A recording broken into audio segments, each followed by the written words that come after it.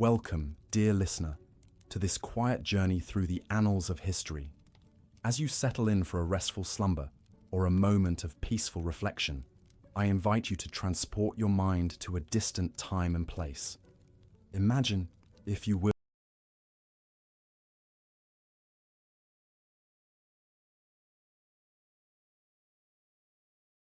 a realm of stone castles, grand tapestries, and regal pageantry, the world of medieval Europe. Before we embark on our exploration of the lives of royal women in this era, I'd love to know where in the world you're joining us from today. Whether it's morning, noon, or night in your corner of the globe, I'm so glad you've chosen to spend this time with me. If you enjoy this type of calm, historical storytelling, I warmly encourage you to subscribe so we can embark on many more adventures through the ages together. Now, let us gently step back in time to an age that is often romanticized in tales of chivalry and courtly love. But for the women of royal blood who lived in these times, life was often far from a fairy tale. Theirs was a world of great uncertainty, where political alliances could shift on a whim, and the very survival of dynasties rested on their shoulders. Picture yourself in a drafty, damp stone chamber, the flickering light of candles casting dancing shadows on the wall. This is the bedchamber of a medieval queen, a woman who, despite her lofty title, often faced precarious and perilous existence. The grand tapestries and rich velvet curtains may create an illusion of warmth and comfort, but the reality for even the most highborn women of this time was often one of hardship and danger. In the pages of history books, we may catch glimpses of queens bedecked in jewels and crowned in gold, their names etched alongside those of kings. But the true stories of these women, their fears, their struggles, their triumphs, are often lost in the mists of time.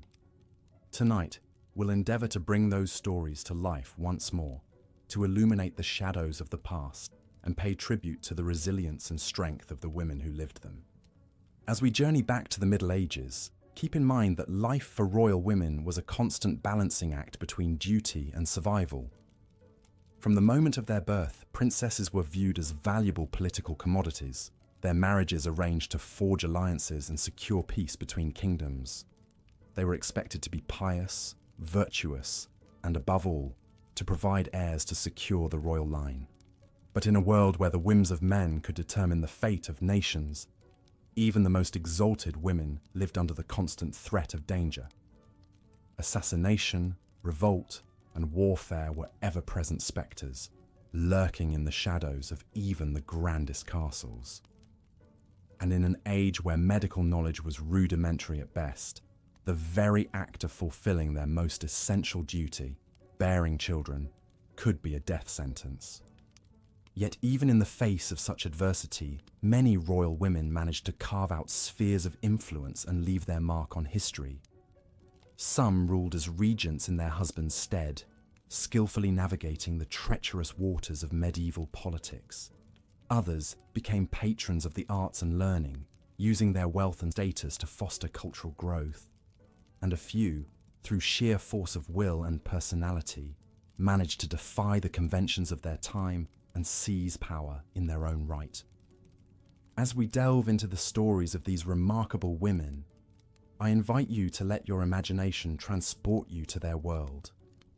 Picture yourself walking the stone hallways of a medieval castle, the hem of your gown trailing on the rushes strewn across the floor.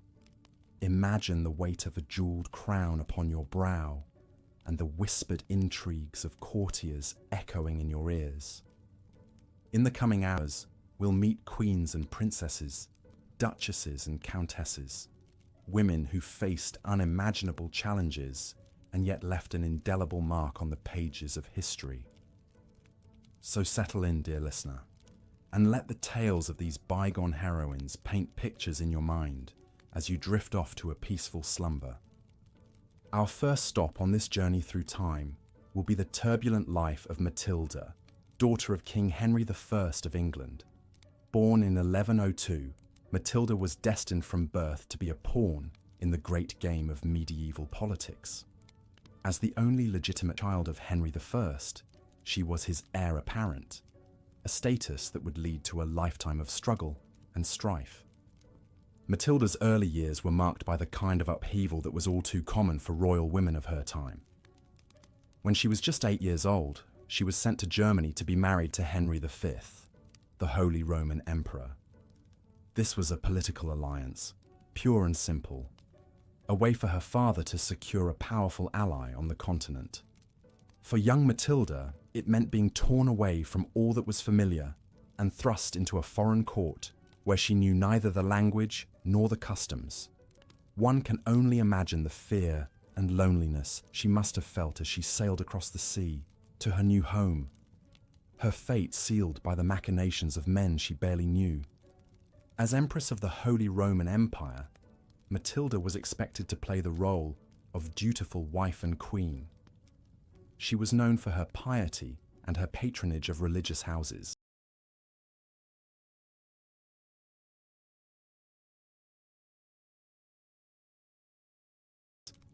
Virtues that were highly prized in a medieval consort.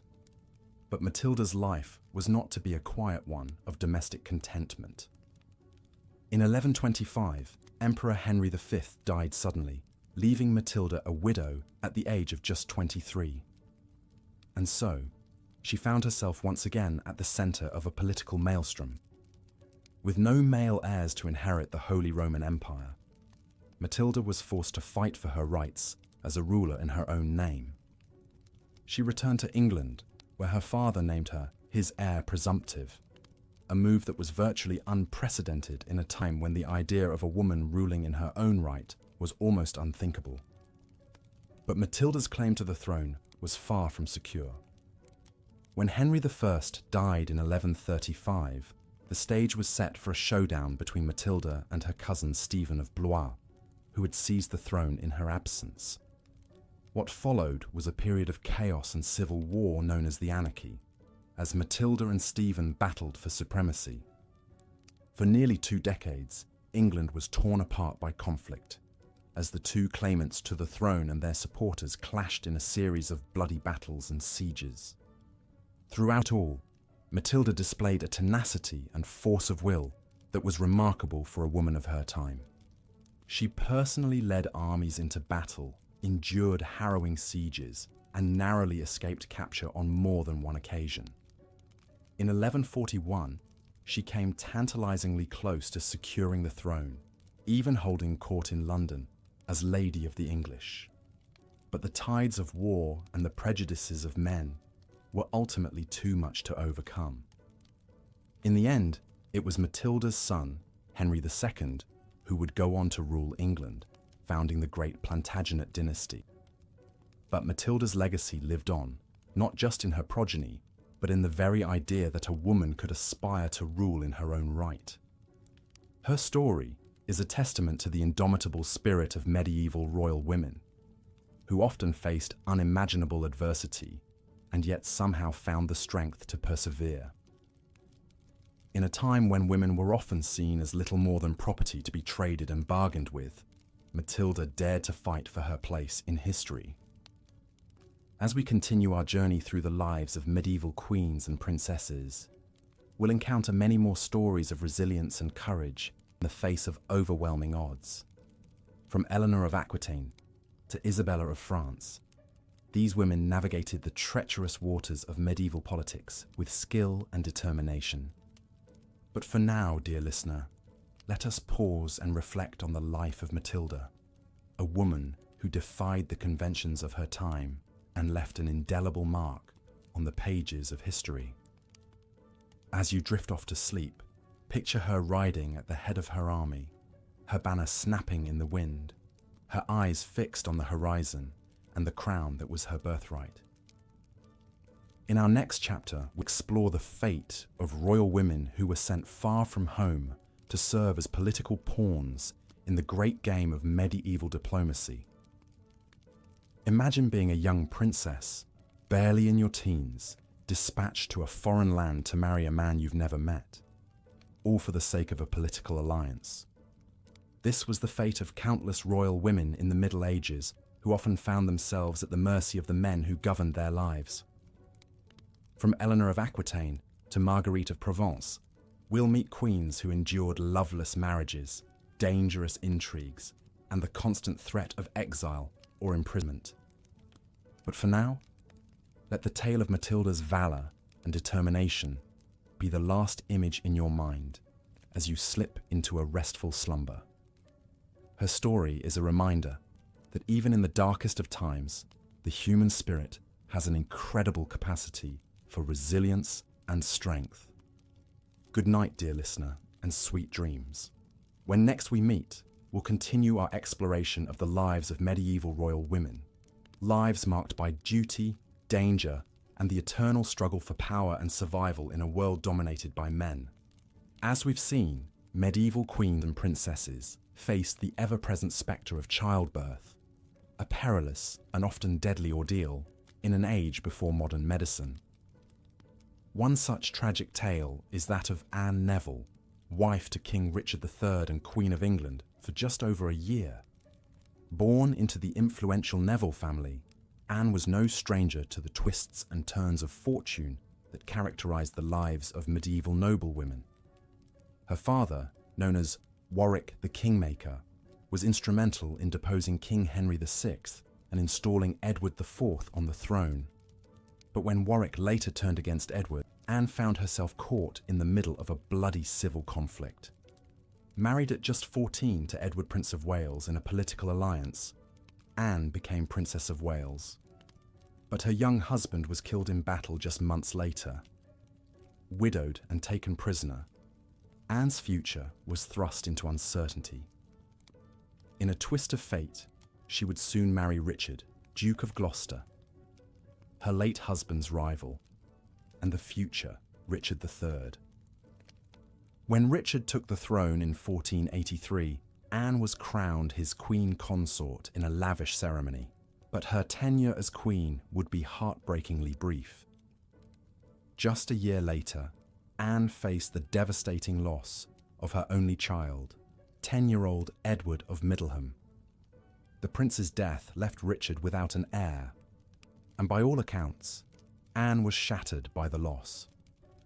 Compounding this tragedy, Anne's own health soon took a turn for the worse. By March of 1485, the 28-year-old queen was dead, possibly of tuberculosis, or as some whispered, of a broken heart.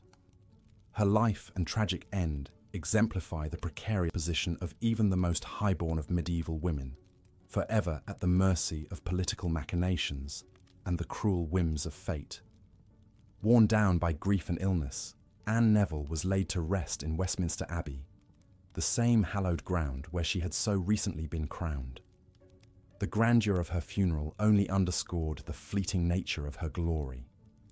In just a few short months, her husband too would be dead, slain in battle by Henry Tudor.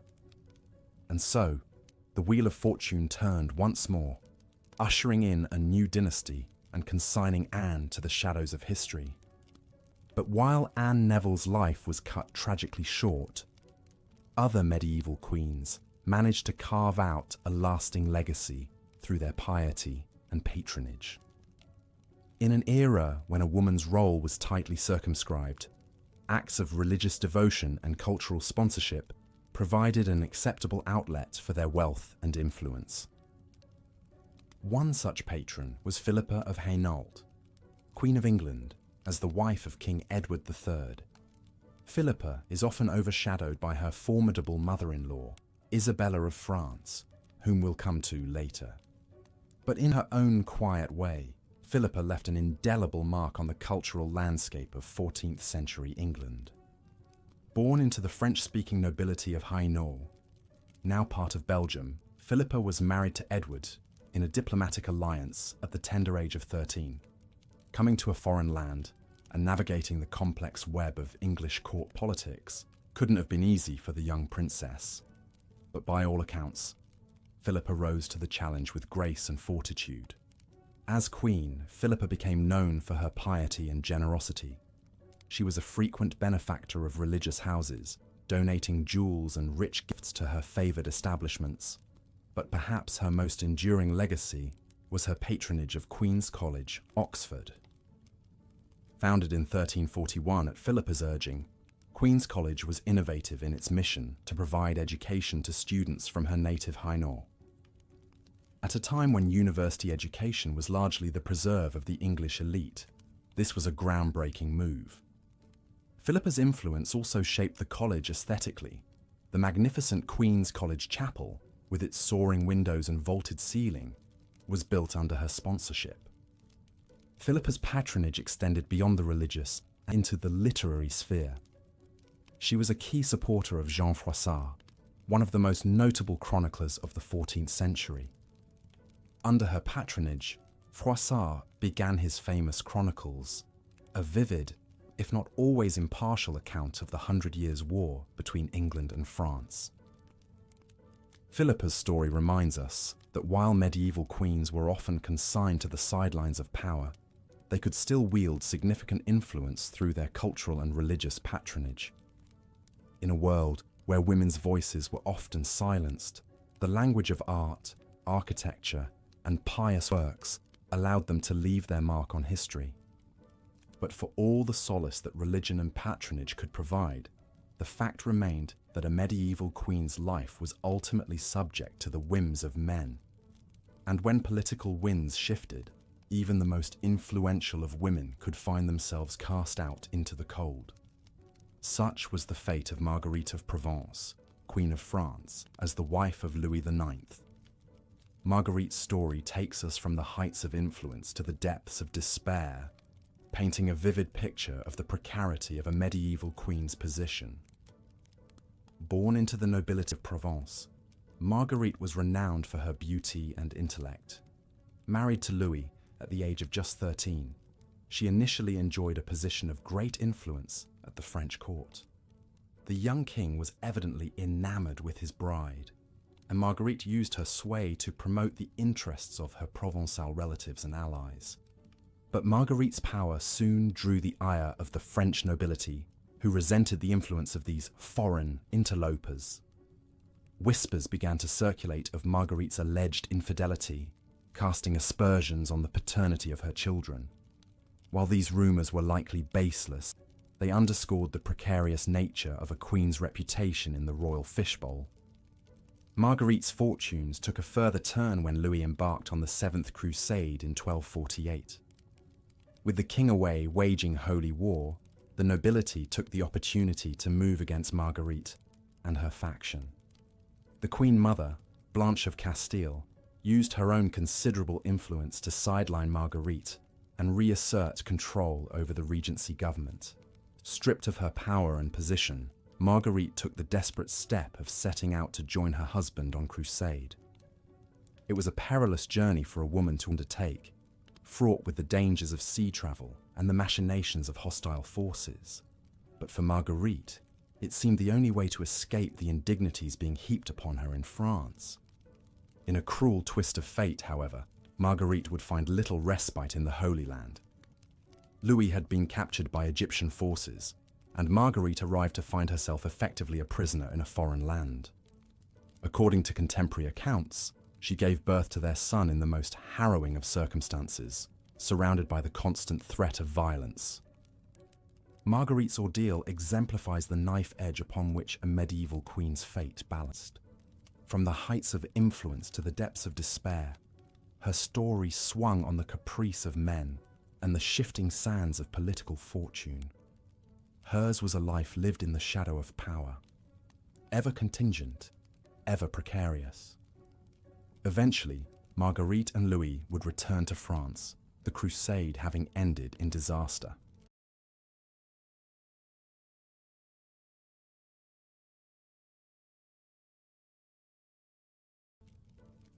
The king was a changed man, his fervour for holy war tempered by the brutal realities of the battlefield.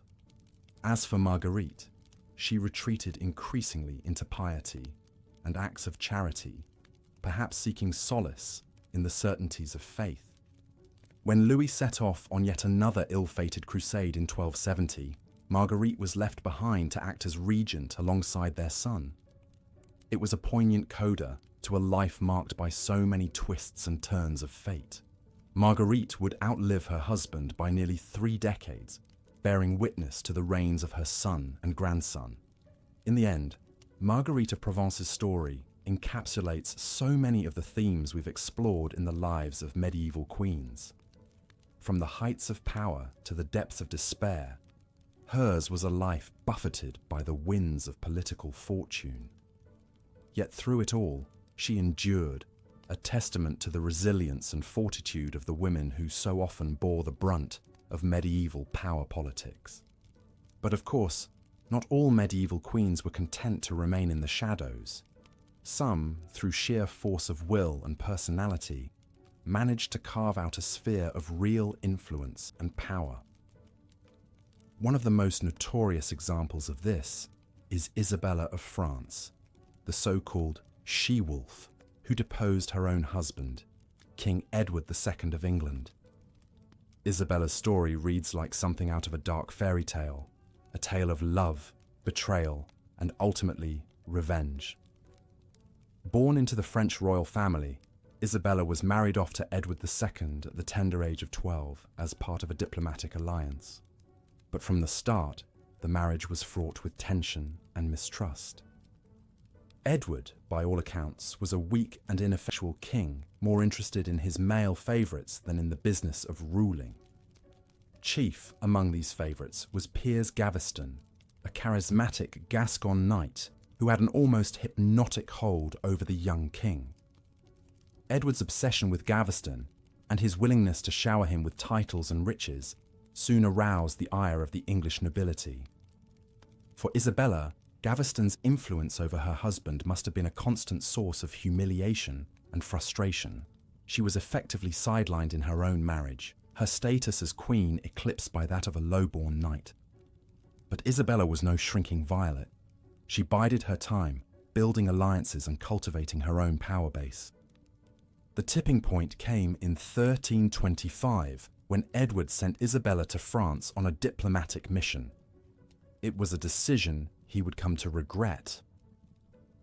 In France, Isabella found a powerful ally in the form of Roger Mortimer, a disgruntled English nobleman who had been exiled by Edward. Together, they hatched a daring plan to depose the king and install Isabella's son, the future Edward III, on the throne. What followed was a stunning coup that would change the course of English history. With Mortimer by her side and an army at her back, Isabella landed on the English coast in 1326. The pair quickly gained support from disaffected nobles and marched on London, gathering momentum as they went. Faced with this overwhelming show of force, Edward II had little choice but to flee. He was eventually captured and imprisoned, his fate sealed by the very same nobles who had once supported him. In a chilling act of vengeance, Isabella had her husband brutally murdered, a deed that would earn her the moniker of she-wolf in the annals of history. For a time, Isabella and Mortimer effectively ruled England as co-regents, their power unchecked by any higher authority. It was a remarkable inversion of the traditional gender roles of medieval society, a woman wielding the reins of power, with a man as her consort and enforcer. But as with all tales of power and ambition, Isabella's story did not have a happy ending. Her son, Edward III, chafed under the yoke of Mortimer's influence and eventually staged his own coup, having his mother's lover arrested and executed. Isabella herself was spared, but spent the rest of her life in luxurious exile, stripped of her power and influence. In the end, Isabella of France's story stands as a testament to the extraordinary lengths to which a medieval queen might go to assert her own agency in a world dominated by men. Through sheer force of will and personality, she upended the established order, seizing power in a way that few women of her time could have dreamed of. But her tale also serves as a cautionary one. a reminder of the perils that awaited even the most formidable of women in the cutthroat world of medieval politics. For in the end, Isabella's grasp on power was always tenuous, dependent on the whims of the men around her. When those whims shifted, as they inevitably did, she found herself cast aside, a victim of the very same forces she had once sought to control.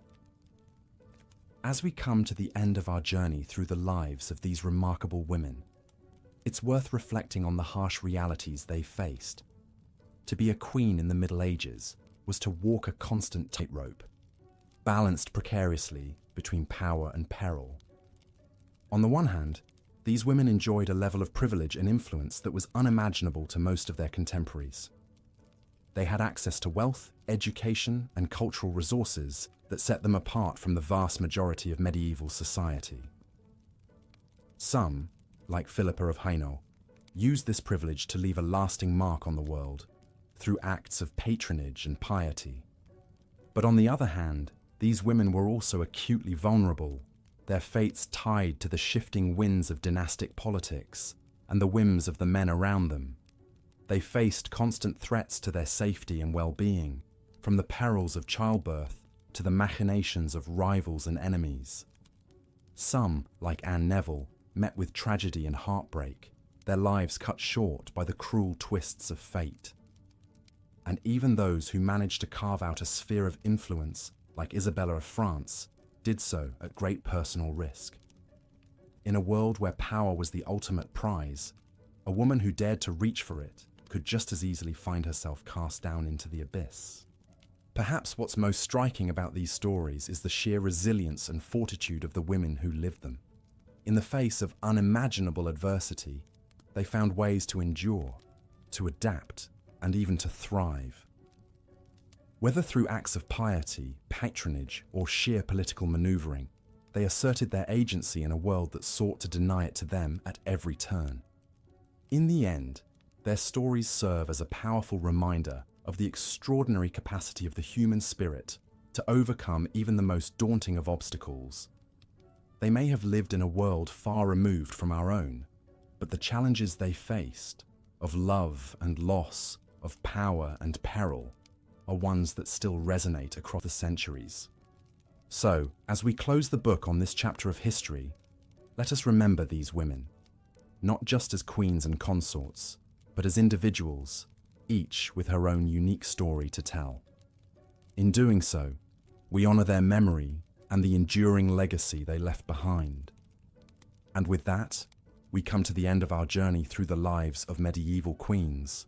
I hope that, in some small way, their stories have shed light on the complex realities of life in the Middle Ages, a world of grandeur and squalor, of piety and violence, of love and loss. But more than that, I hope they've served as a reminder of the extraordinary resilience and strength of the human spirit.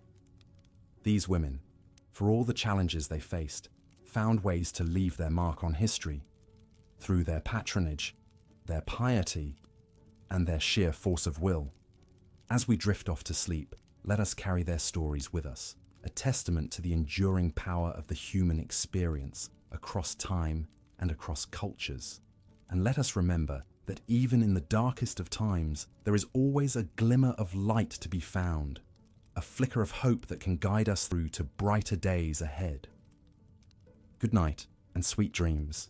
As we've seen, medieval queens and princesses often found their lives shaped by forces far beyond their control, married off to secure alliances, sent to foreign courts, and pressured to produce male heirs.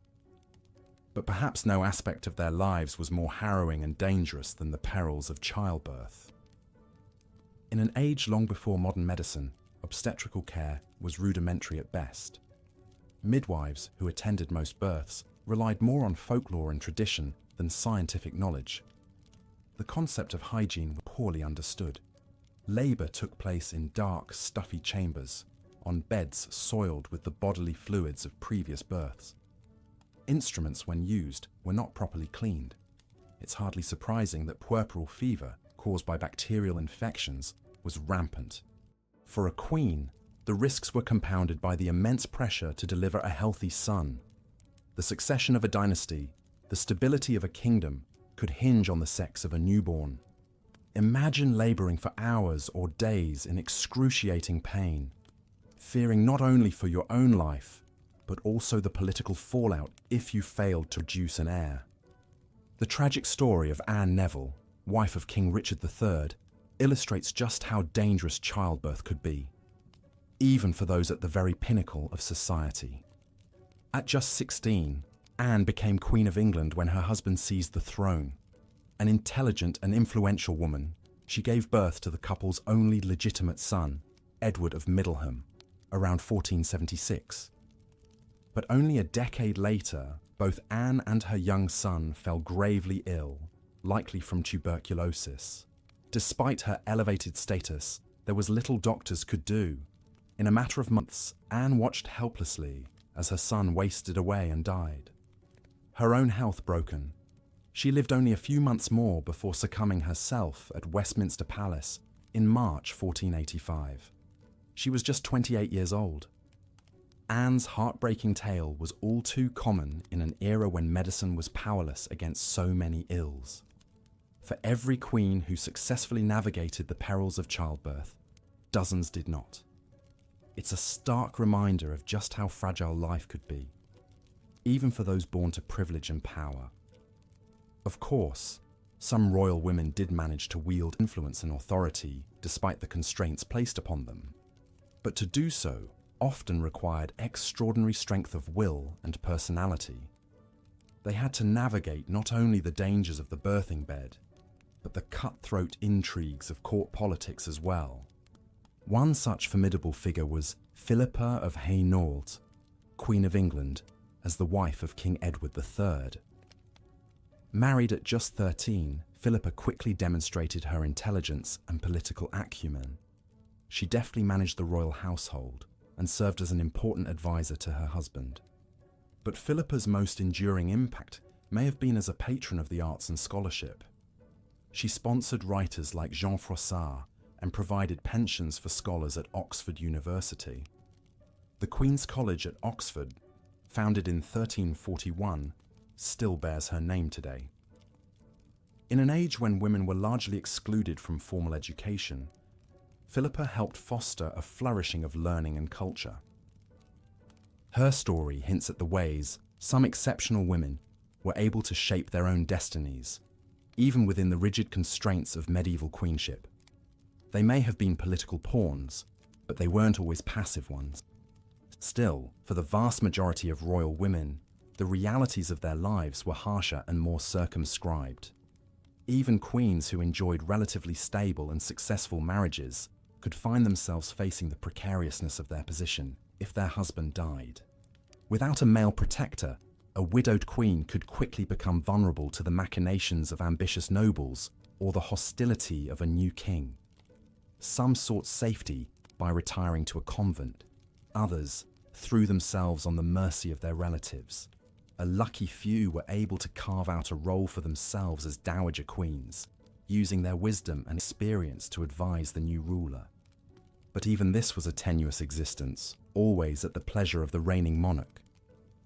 For a particularly vivid illustration, we need look no further than the story of Marguerite of Provence, wife of Louis IX of France.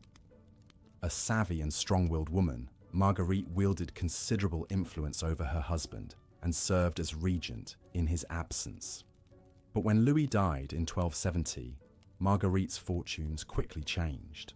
Her son, now King Philip III, was estranged from her and resentful of her influence. Facing increasing hostility at court, Marguerite went on pilgrimage, traveling to the Holy Land in the hopes of securing allies and support. But the new king outmaneuvered her, intercepting her letters and turning her own household against her.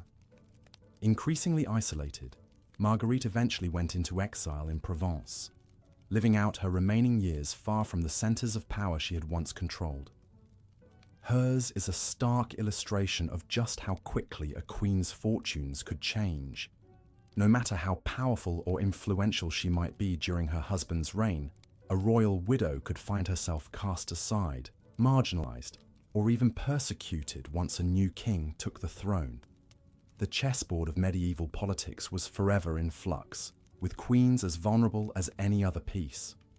Of course, not every queen went quietly into exile or retirement. Some, like the infamous Isabella of France, fought back against the powerlessness of their position with shocking force and tenacity. Married to Edward II of England, Isabella chafed at her husband's neglect and the undue influence of his male favourites at court. In 1325, she returned to her native France, ostensibly to negotiate a peace treaty. But once there, Isabella set about plotting an invasion to depose her own husband.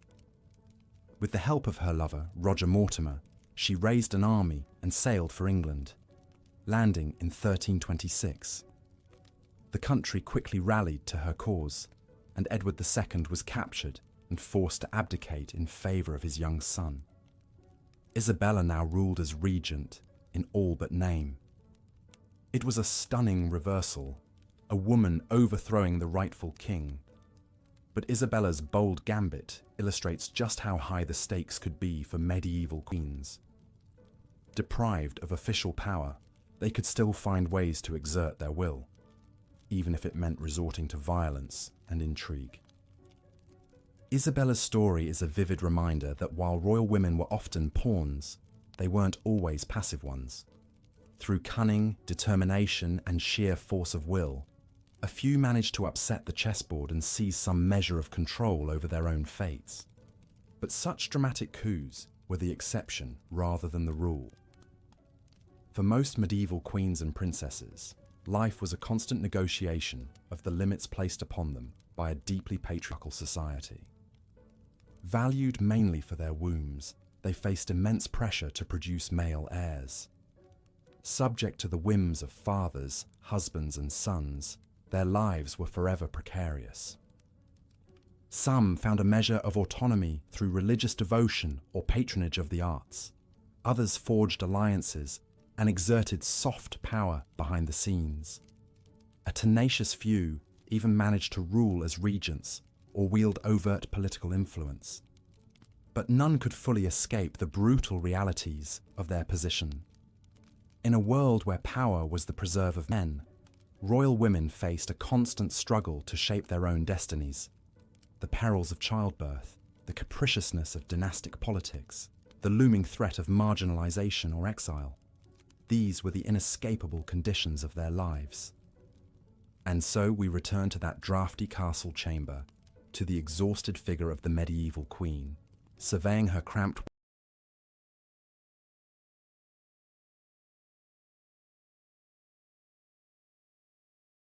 world of tapestries and smoky fires. She may live amidst grandeur, clad in silks and jewels, and waited on by a vast retinue. But she knows her true worth is measured only in the sons she can produce. Her power, her very survival, is always contingent.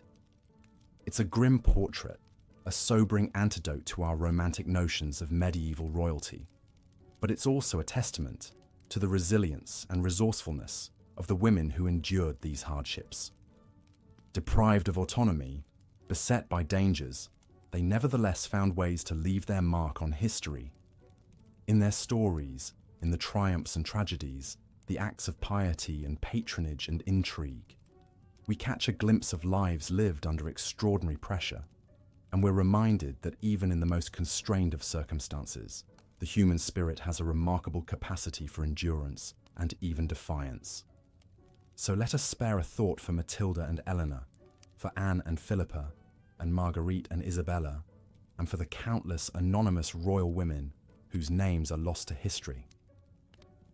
Theirs was a brutal and often thankless existence, but one that nevertheless shaped the course of nations and dynasties.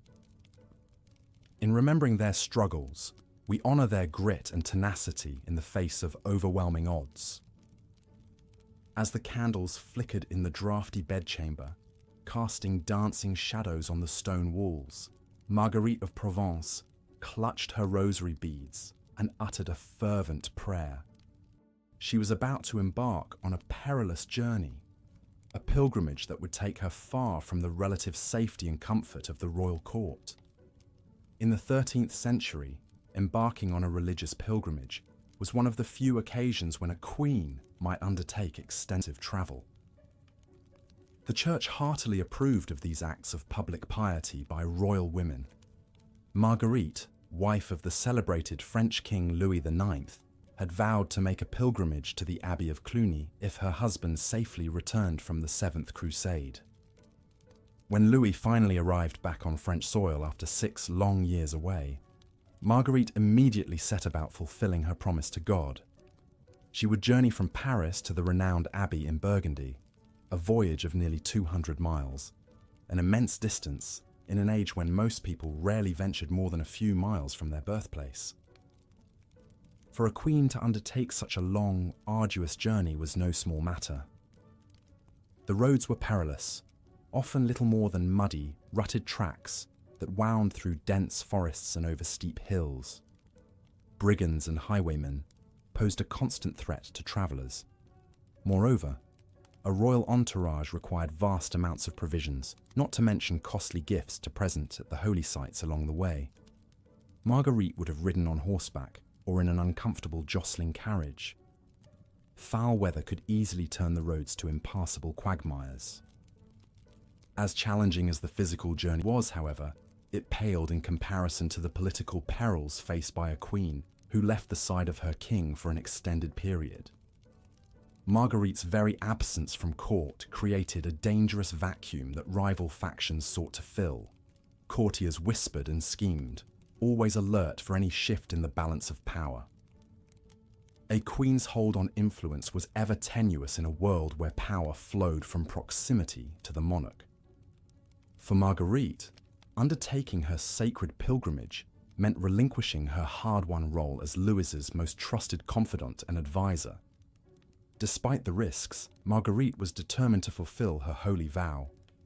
With a small retinue of ladies-in-waiting, clerics, and men-at-arms, the Queen set forth from Paris, the bells of Notre Dame Cathedral tolling solemnly behind her. The journey to Cluny would prove long and trying, the roads every bit as treacherous as feared. But for Marguerite, the arduous pilgrimage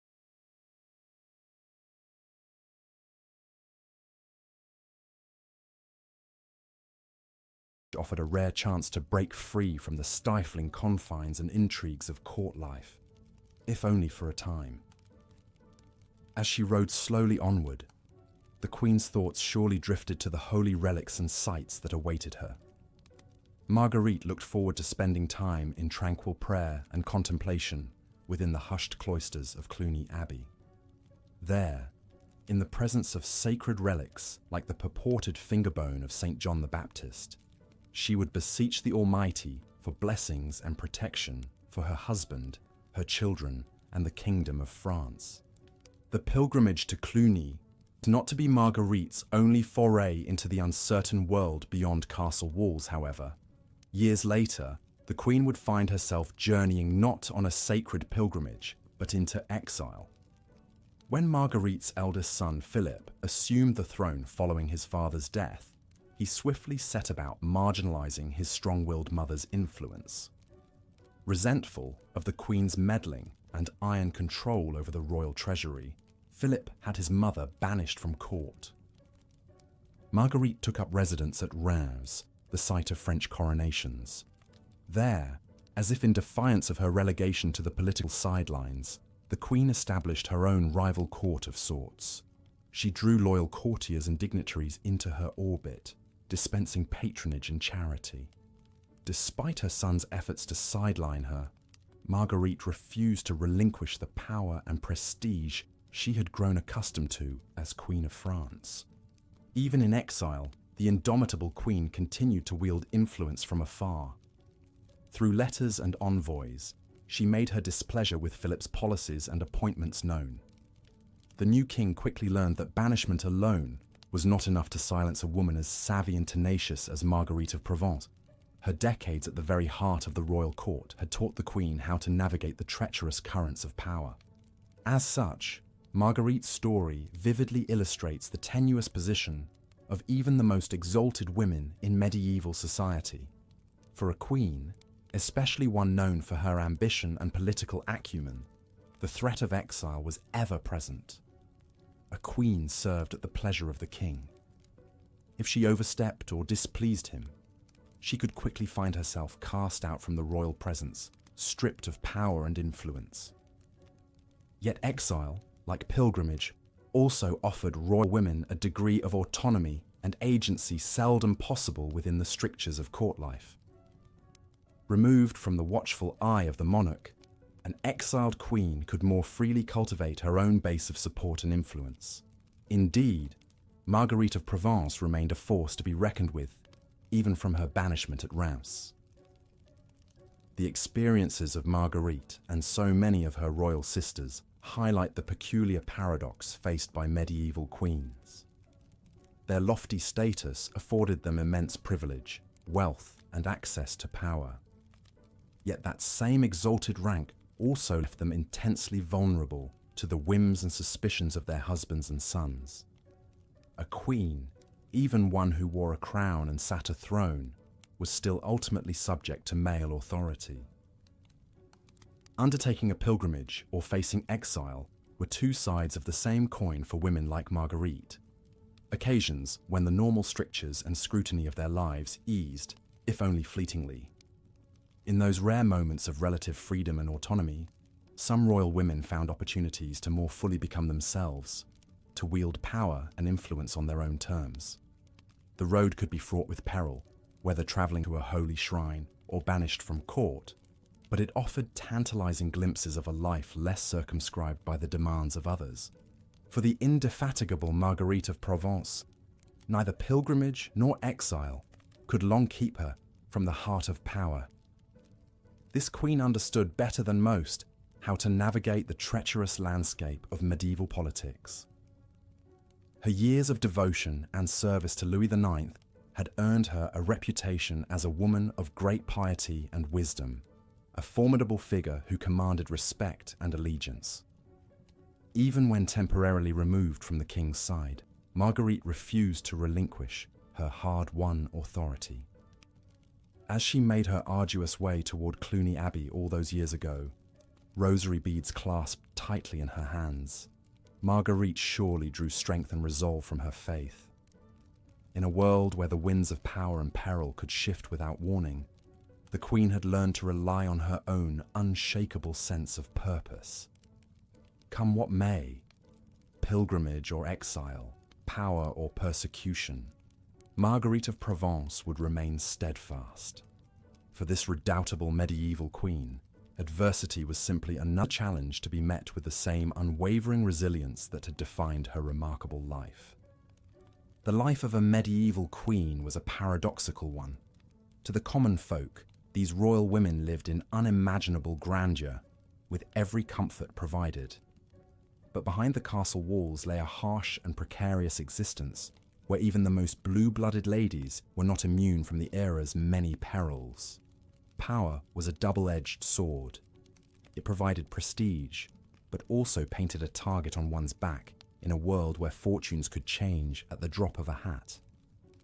Perhaps no one embodied these contradictions more than Eleanor of Aquitaine.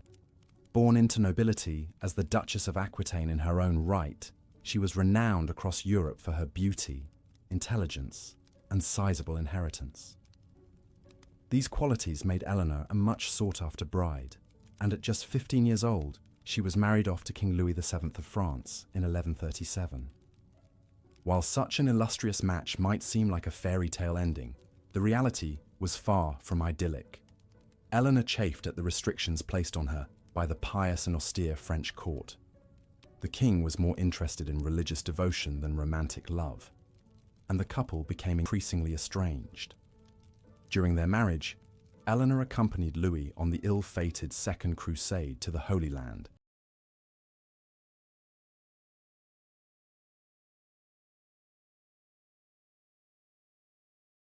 An arduous journey for even the hardiest of men, let alone a young queen.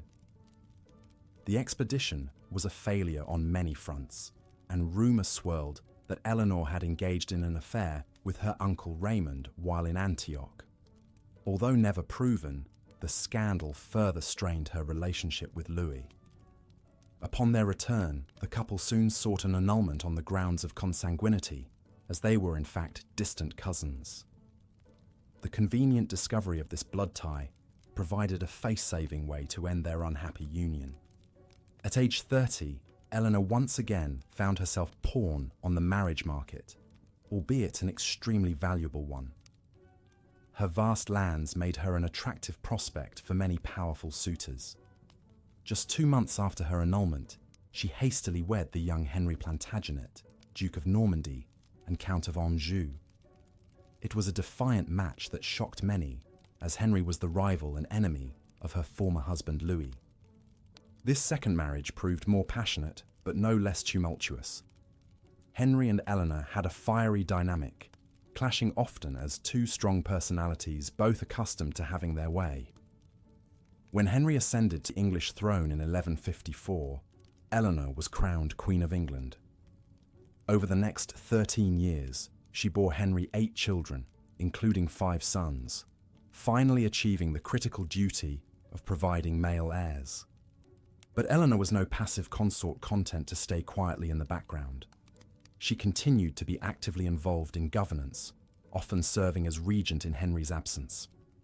Her court at Poitiers became a renowned centre of courtly love and artistry, in contrast to Henry's more rough-and-tumble preferred pastimes like hunting and warfare. As their children grew, family squabbles escalated into outright rebellion, with Eleanor's sons rising up against their father, likely with her tacit support. Incensed by this betrayal, Henry had Eleanor arrested and imprisoned for treason. She spent the next 16 years under house arrest, largely confined to various royal holdings. It was only after Henry's death in 1189 that Eleanor was finally freed by her son, and now King Richard the Lionheart.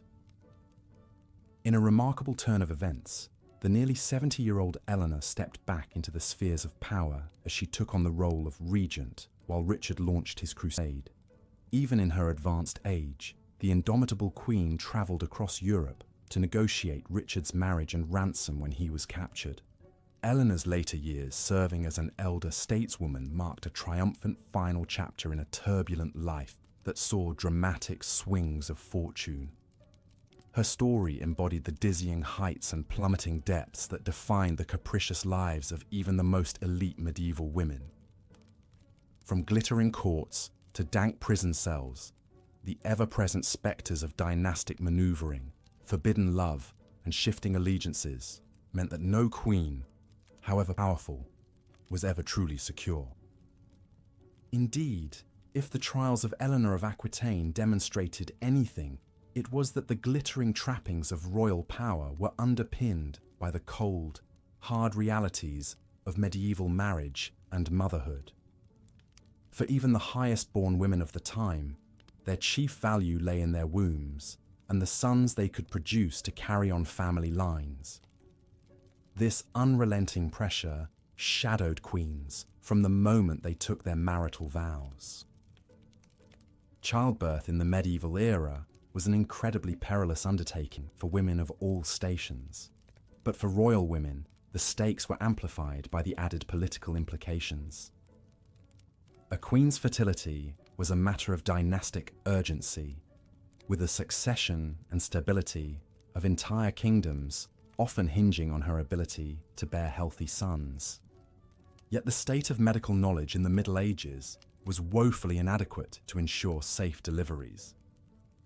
Childbirth was an agonizing and life-threatening ordeal, with queens confined to dark, airless chambers for the final weeks of pregnancy to protect the baby from evil spirits. They were attended by midwives of varying skill who relied on a combination of folk wisdom, prayer, and dubious concoctions to ease labor pains. Hygiene was rudimentary at best, with chambers strewn with rushes to soak up the copious blood and fluids of delivery. It's estimated that about 5% of births ended in the mother's death, most commonly from infection. For royals, the rate was likely even higher given the frequency with which queens found themselves pregnant. Anne Neville, the wife of King Richard III of England, endured a particularly heart-wrenching reproductive struggle. Married at just 16 years old in 1472, Anne faced immense pressure to produce an heir for the House of York. Her first pregnancy ended in miscarriage, a devastating but all too common outcome. In 1473, Anne finally gave birth to a son, Edward of Middleham. The kingdom rejoiced at the arrival of a male heir to cement the York claim to the throne. But just 2 years later, tragedy struck when the little prince fell ill and passed away suddenly. Anne was understandably grief-stricken at the loss of her only child. Worse still, Anne herself had emerged from the birthing bed changed. Once described as a great beauty, her health was now shattered, possibly from a difficult delivery or postpartum infection. She became increasingly frail and withdrawn, a shadow of her former vibrant self. As one chronicler noted, she was wasted with sorrow. Despite her fragile condition, Anne conceived again in late 1484. It was to be her final pregnancy, as she died in March of 1485, at the age of just 28. The cause was likely related to the cumulative physical strains of childbearing, exacerbated by her general ill health. Richard III was shattered by his beloved Queen's passing, and just 5 months later, he too met his end at the Battle of Bosworth Field. Anne Neville's poignant tale highlights the unforgiving physical toll that reproduction exacted on the bodies of medieval royal women. Regarded as little more than vessels for carrying on dynasties, queens were afforded precious little rest between pregnancies to recover, placing enormous strain on their health. The pressure to keep producing heirs was unrelenting, even in the face of miscarriages, stillbirths, and infant mortality. This cycle of childbearing was also deeply entwined with the political maneuvering that dominated court life. A queen's status often directly correlated to her reproductive success, with her influence and security rising and falling with the births and deaths of children, particularly sons. Failure to conceive was viewed as a personal and moral failing, rather than a twist of biological fate. Beyond the bedchamber, medieval queens were expected to be paragons of piety and virtue, setting an example of religious devotion for their subjects to follow. The ideal queen was meant to be a helpmate to her husband, an obedient consort who deferred to his authority. In reality, this submissive veneer often concealed a cannier political instinct, with savvy queens finding ways to exercise influence informally. One common avenue for queens to flex their patronage muscle was through sponsoring religious institutions and causes. Founding abbeys, almshouses, and hospitals was a way to publicly display one's magnanimity and godliness, while also creating a network of loyal clerics and retainers. These acts of conspicuous piety served to counter the frequent whispers about Queen's lasciviousness and meddling that swirled around court. Philippa of Hainault, the wife of King Edward III of England, skillfully navigated these expectations during her 3 decades as queen. Revered for her compassion and generosity, she endowed Queen's College at Oxford University, with the aim of providing education to poor students. She was also a keen patron of the arts, employing minstrels and poets to entertain at her lively court. But perhaps Philippa's most enduring legacy was her influence on the next generation of Plantagenets.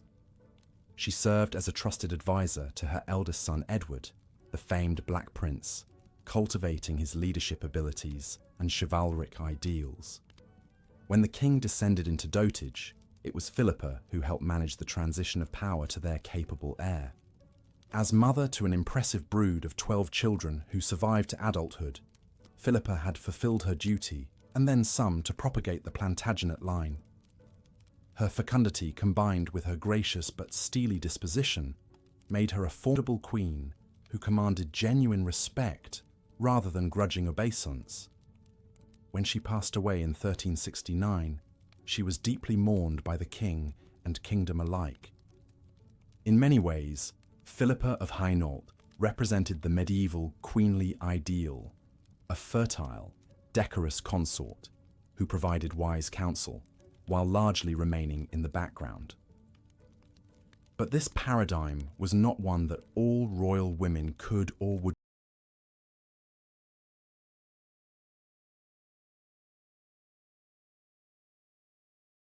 conform to. In a world where the boundaries between the personal and political were gossamer thin, some queens could not resist the temptation to test the limits of their feminine authority. Perhaps no medieval queen pushed the envelope further than Isabella of France. The only surviving daughter of King Philip IV of France, Isabella was married off to King Edward II of England in 1308 at the tender age of 12. It was a classic diplomatic alliance, meant to ease tensions between the two kingdoms. But the marriage soon soured as Edward's blatant favoritism toward his male courtiers, particularly Hugh Despencer the Younger, alienated Isabella. By 1325, the estrangement between the royal couple had reached a breaking point. Using the excuse of negotiating a peace treaty with France, Isabella decamped to Paris and refused to return to England as long as the Despensers remained at court. From exile, she began plotting to overthrow her husband with the help of her lover, Roger Mortimer.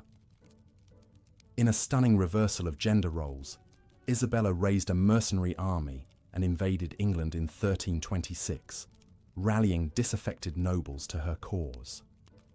Deserted by his followers and captured by Isabella's forces, Edward II was forced to abdicate in favor of their teenage son, who became King Edward III.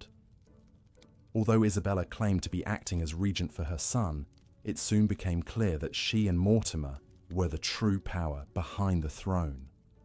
For 4 years, the pair ruled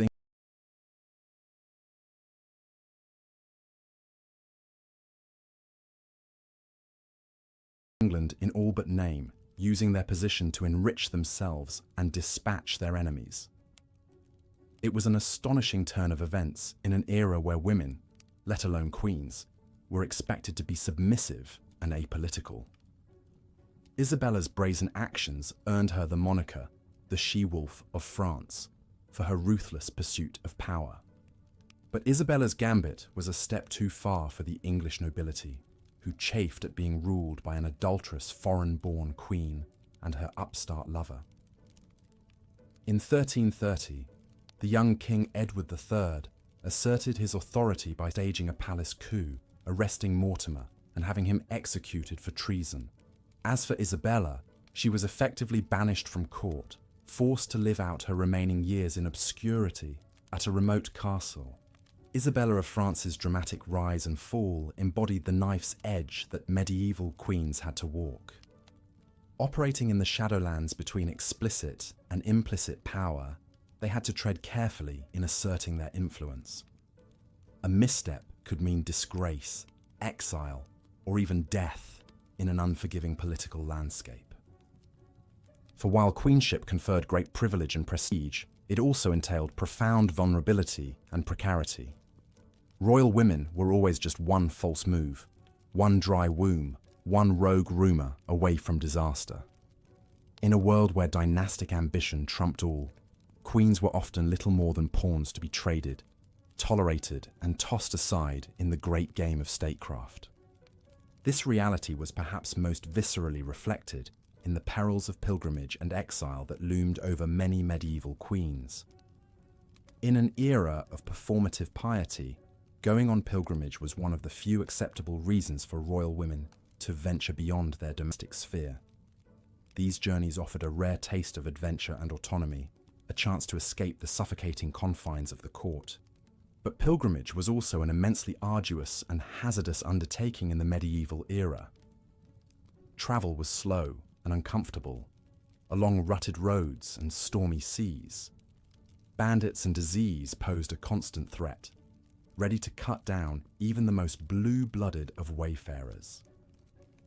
Many queens undertook pilgrimages not just for spiritual edification, but for political expediency, either as penance for perceived transgressions, or as a show of contrition to ease tensions. For Marguerite of Provence, consort to Louis IX of France, pilgrimage proved to be a source of both solace and sorrow. A deeply devout woman, Marguerite accompanied her equally pious husband on his first crusade to Egypt in 1248. It was a disastrous campaign, culminating in Louis being captured by the Mamluks. Marguerite, who was pregnant at the time, managed to scrape together the enormous ransom to free Louis and his surviving men. But the ordeal left them both physically and mentally scarred, with Louis vowing to launch another crusade to atone for his failure. In 1270, the royal couple set out again, this time for Tunis. But they never reached their destination. Louis died of dysentery along the way, leaving Marguerite devastated. Now a widow, Marguerite returned to France to serve as regent for her young son.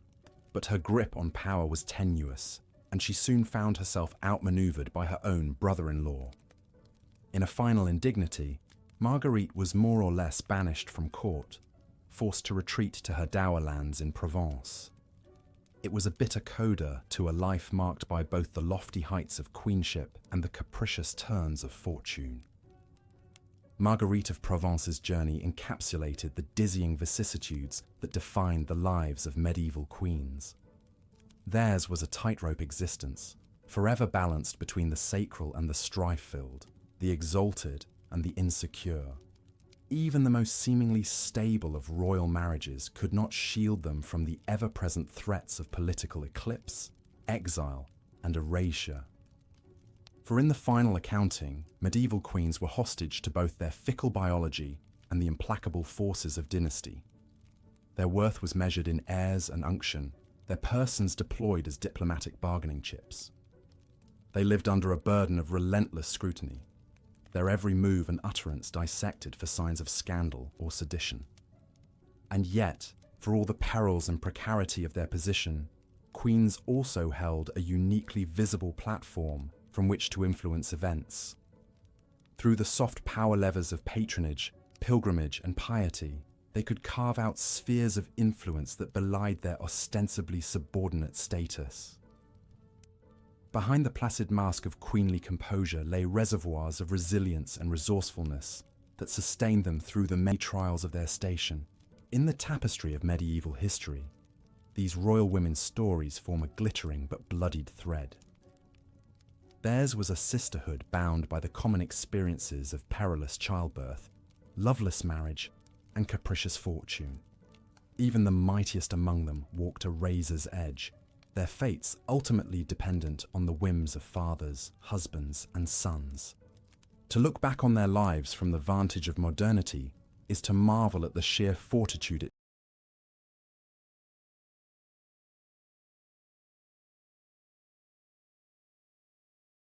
took to endure in a world so hostile to their agency. For every Eleanor of Aquitaine who managed to claw her way to a modicum of self-determination, there were scores of forgotten queens who languished in obscurity, valued only for their fertility or utility to the dynastic project. Their names may have faded from the historical record, but their collective struggles reverberate across the centuries, a testament to the unyielding and often unsung strength of the medieval female. Theirs was a sisterhood of survival in a world where womanhood itself was a high-wire act, forever poised between the sacred and the profane. In the end, perhaps the greatest legacy left by these long-ago queens is the enduring example of their resilience in the face of unimaginable adversity. They navigated the treacherous currents of court life with a grace and grit that belied the gilded cage of their queenship. In doing so, they etched their indelible mark on the annals of history, one defiant breath at a time. The regal beauty and luxurious finery of Isabella of France masked a steely determination and shrewd political mind. Born into the powerful Capetian dynasty of France in 1295, Isabella was dispatched to England at the tender age of 12 to marry the English king, Edward II. It was an arrangement meant to foster peace between the two kingdoms, but it was not a happy union. Edward was an ineffectual ruler with little interest in governance or his young bride. He lavished favour and power on his male favourites, much to the resentment of England's nobles. The spurned Isabella found herself isolated and powerless in a foreign court, her queenly authority eclipsed by whims of her feckless husband. But Isabella would not resign herself to irrelevance. She bided her time, quietly cultivating allies and waiting for an opportune moment to strike. That moment arrived in 1325, when tensions between England and France flared once again. Edward dispatched Isabella to negotiate with her brother, King Charles IV of France. It was a fateful decision. Once safely back in her native France, Isabella unveiled her true intentions. She refused to return to England until Edward expelled his favourites from court. Incensed, Edward refused, but Isabella had a new card to play. She had taken a lover of her own, the dashing English nobleman Roger Mortimer. Together, they hatched an audacious plot to invade England and depose Edward. With her son, the future Edward III, in tow as figurehead, Isabella and Mortimer landed on English shores in 1326 with a small mercenary force. To their shock, support for their cause snowballed with astonishing speed. Disaffected nobles rallied to the rebel queen, and Edward's regime crumbled with barely a fight. The king was forced to abdicate in favour of his young son, with Isabella ruling as regent. At last, the long-overlooked queen had seized the reins of power with her own hands. Edward was imprisoned, then gruesomely executed, allegedly by having a red-hot poker thrust into his bowels. The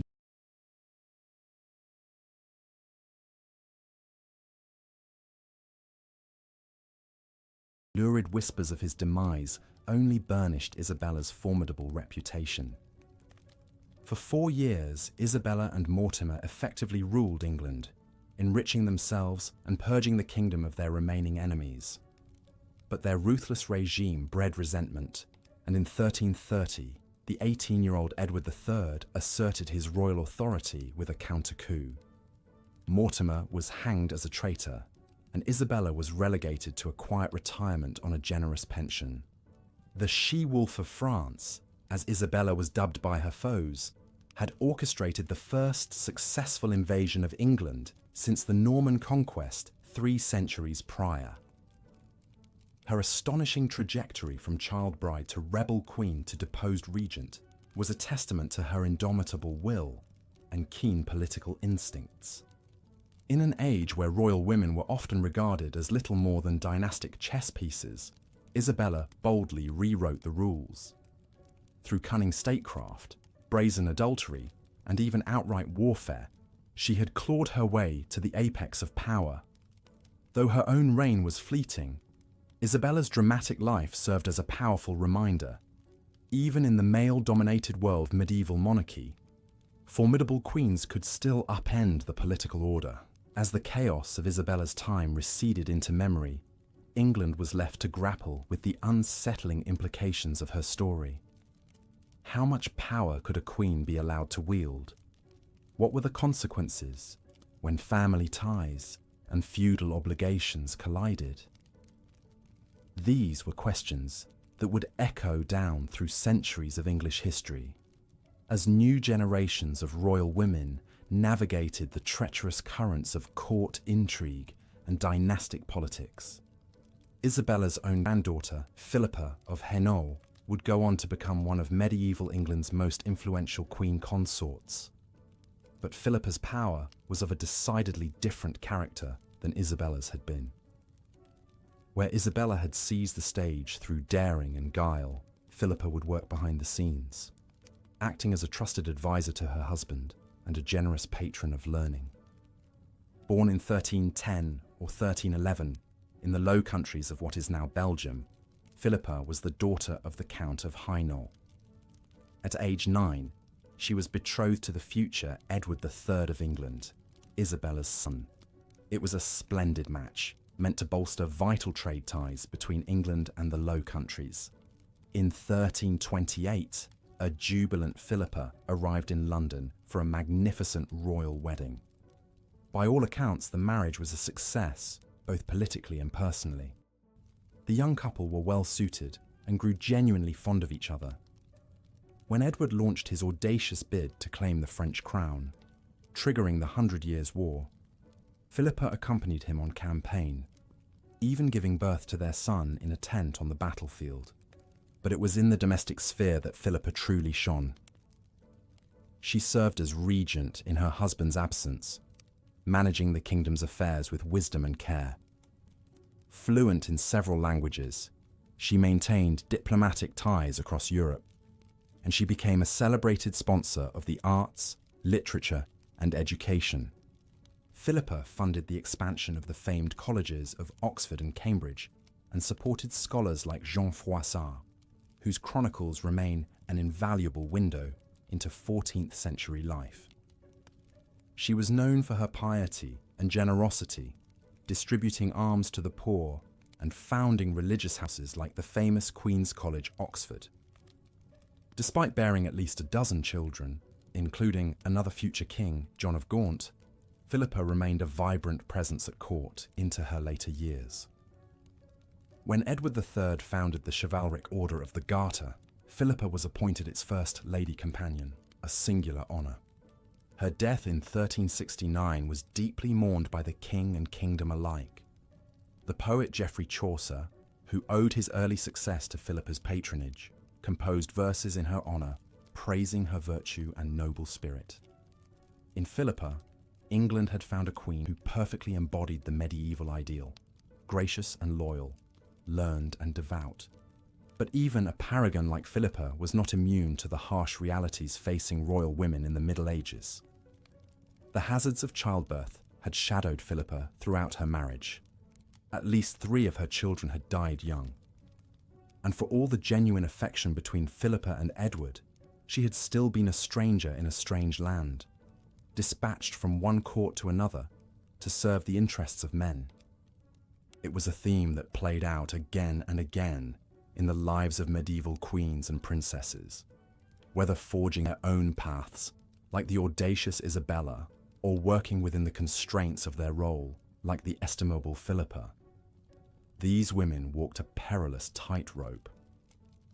The splendor of their rank was forever haunted by the specter of personal tragedy and political upheaval. As the Middle Ages wore on, the perils and pressures facing royal women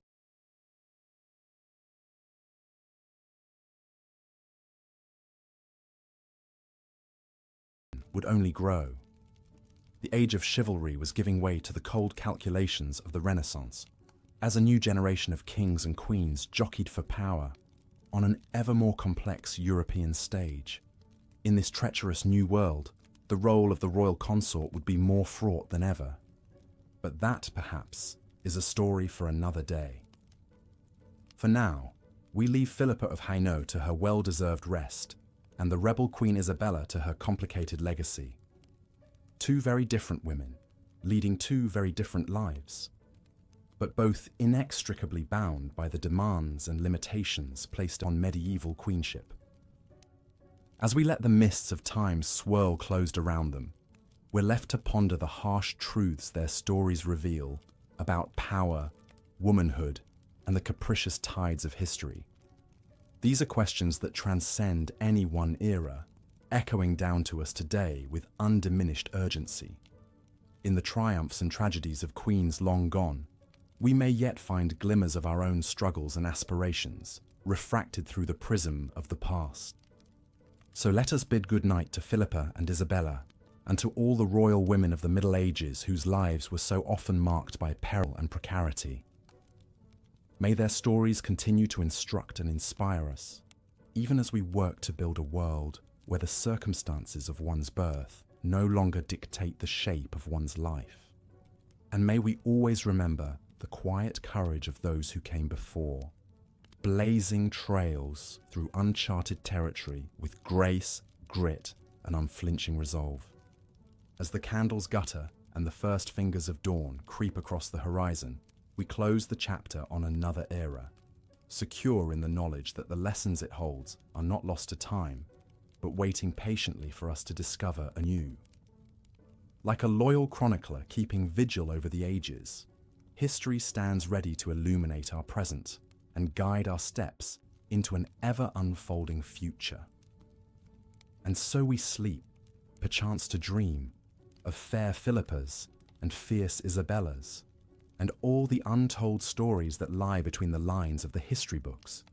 For in the end, it is the human heart that animates the grand tapestry of time. And it is there, in the quiet moments and unsung struggles, that the true essence of our shared past is woven, stitch by precious stitch. As Isabella of France's tumultuous tale reminds us, even the most privileged and powerful women in medieval society walked a precarious tightrope. The glittering crowns and sumptuous gowns concealed a darker reality, one of uncertainty, peril, and too often, tragedy. For our next heroine, we travel to the wind-swept moors of northern England in the year 1349.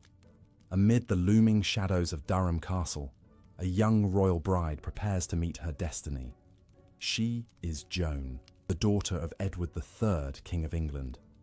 And at just 13 years of age, she has been promised in marriage to Pedro of Castile, the newly crowned King of Spain. Joan's match with Pedro was a political masterstroke designed to solidify the budding alliance between England and Castile. But for the young princess, it meant bidding farewell to everything she had ever known. Sent across the sea to an unfamiliar land, Joan was expected to navigate the treacherous waters of the Castilian court, all while still a child herself.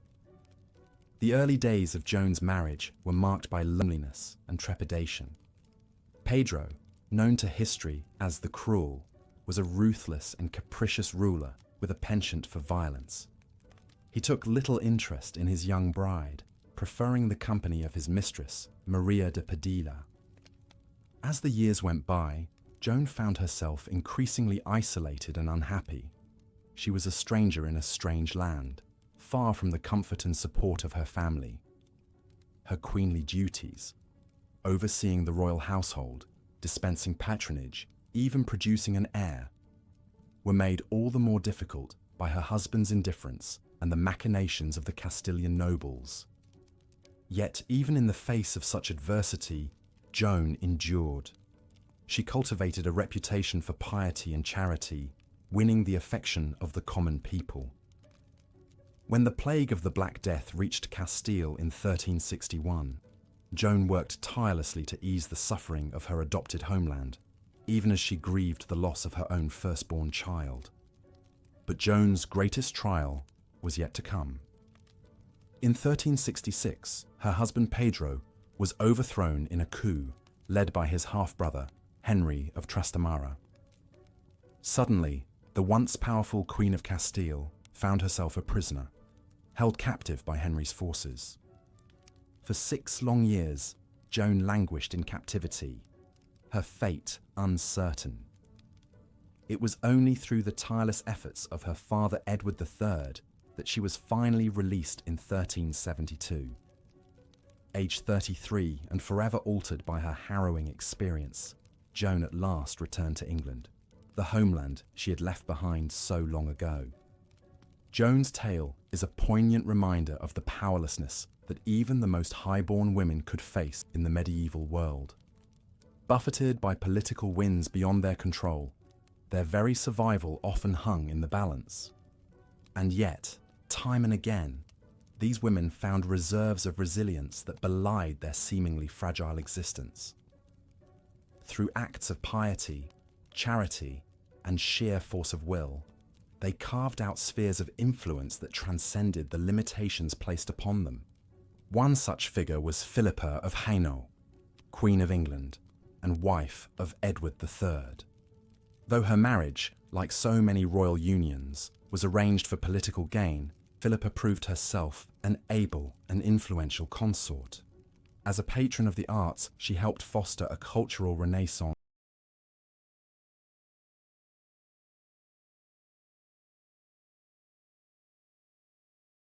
influence in the English court.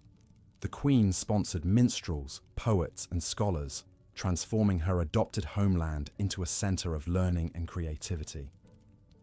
She even played a key role in the founding of Queen's College at Oxford University, one of the oldest and most prestigious institutions of higher learning in the world. But Philippa's influence extended far beyond the realm of arts and letters. She was a skilled diplomat, often called upon to mediate disputes and broker alliances. When the kingdom faced the ravages of the 100 Years' War, Philippa served as regent in her husband's absence, capably overseeing the governance of the realm. Perhaps most remarkably, Philippa's marriage to Edward III seems to have been a genuinely affectionate partnership. The couple had 12 children together, and by all accounts, the king relied heavily on his queen's counsel and support. When Philippa passed away in 1369, Edward was said to be inconsolable with grief. In many ways, Philippa of Hainaut represents the ideal of queenship in the medieval world, a woman who, through her intelligence, grace, and strength of character, transcended the limitations placed upon her gender to become a true partner in governance. But even for a queen as capable as Philippa, life was far from a fairy tale. The spectre of death loomed large over the medieval world, and royal women were not exempt from its grasp. In an age before modern medicine, childbirth was a perilous undertaking, one that claimed the lives of countless women, both common and noble alike. Among the most tragic of these tales is that of Anne Neville, Queen of England, and wife of Richard III.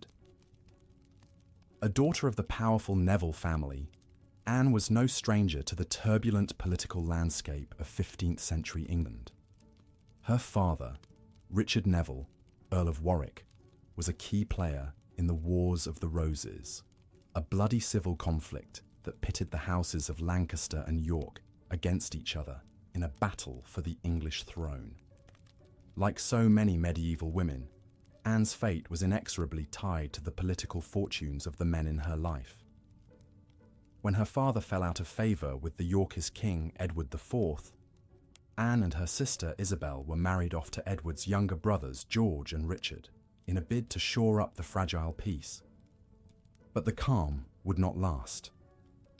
In 1471, Anne's father and husband were killed in battle against Edward's forces, leaving her a widow at the tender age of 14.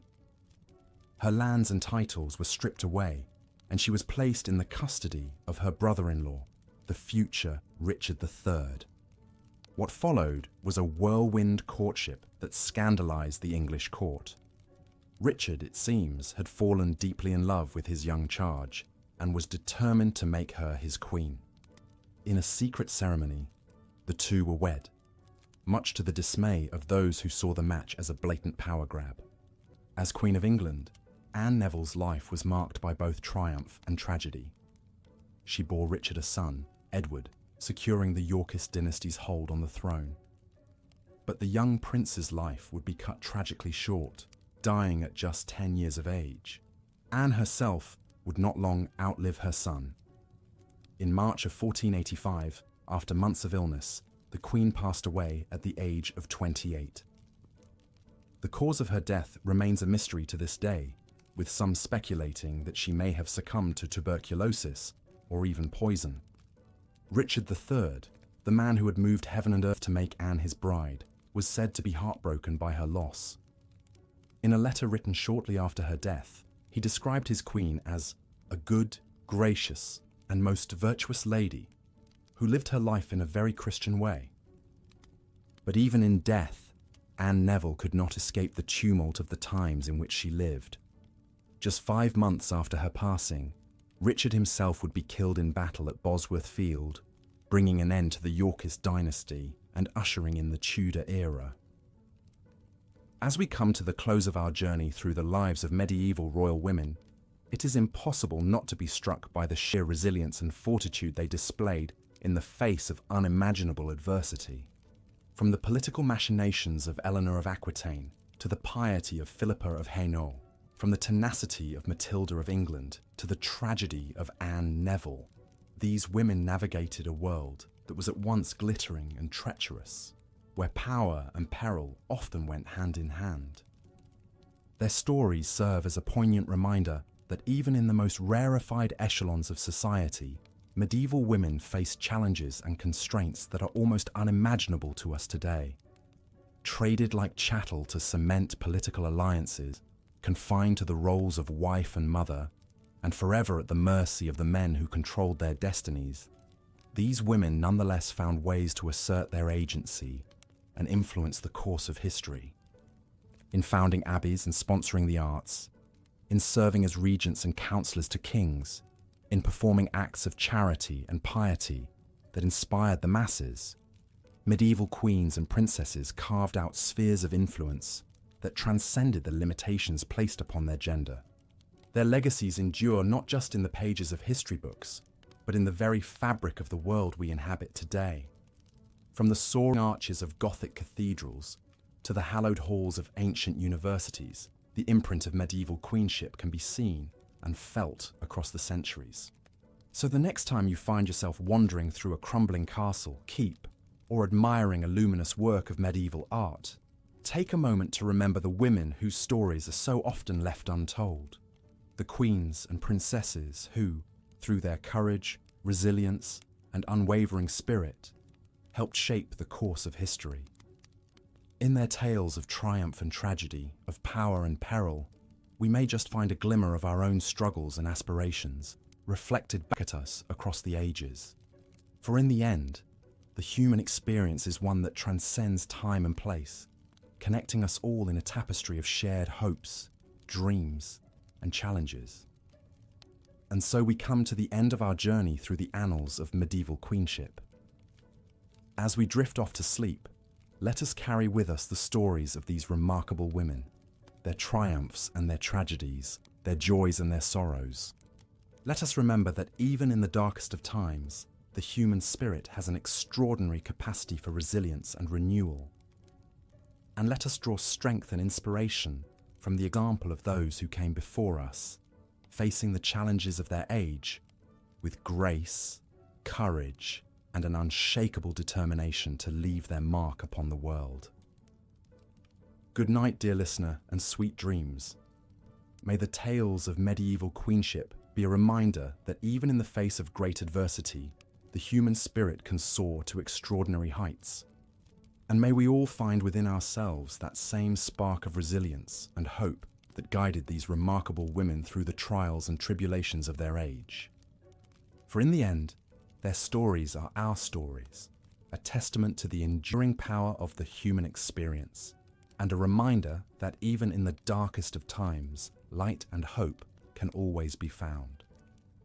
As we've seen, life for royal women in the Middle Ages was often a precarious balancing act between duty, danger, and fleeting moments of influence. But perhaps no queen exemplifies this tumultuous existence quite like Marguerite of Provence.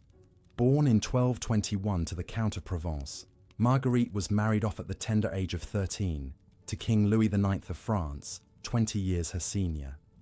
She arrived in the strange northern court speaking no French, surrounded by suspicious courtiers who scorned her Provençal entourage. Young and isolated, Marguerite nevertheless threw herself into the role of queen, bearing 11 children over the course of her marriage.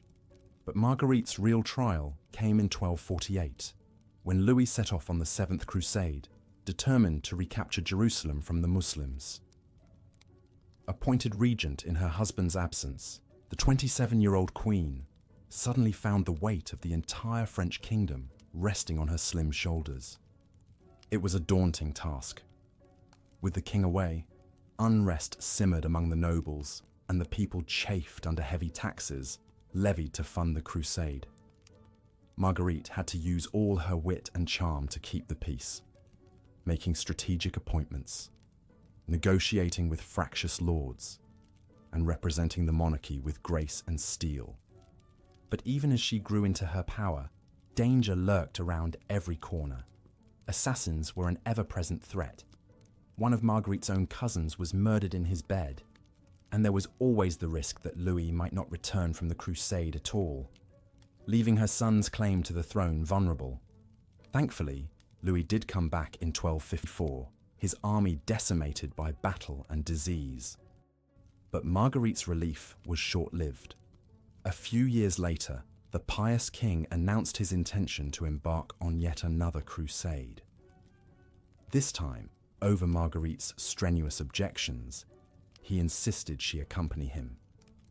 And so in 1270, the 49-year-old queen found herself on a ship bound for Tunis, knowing full well the perils that lay ahead. Her worst fears were realized when dysentery swept through the Crusader camp, striking down king and commoner alike.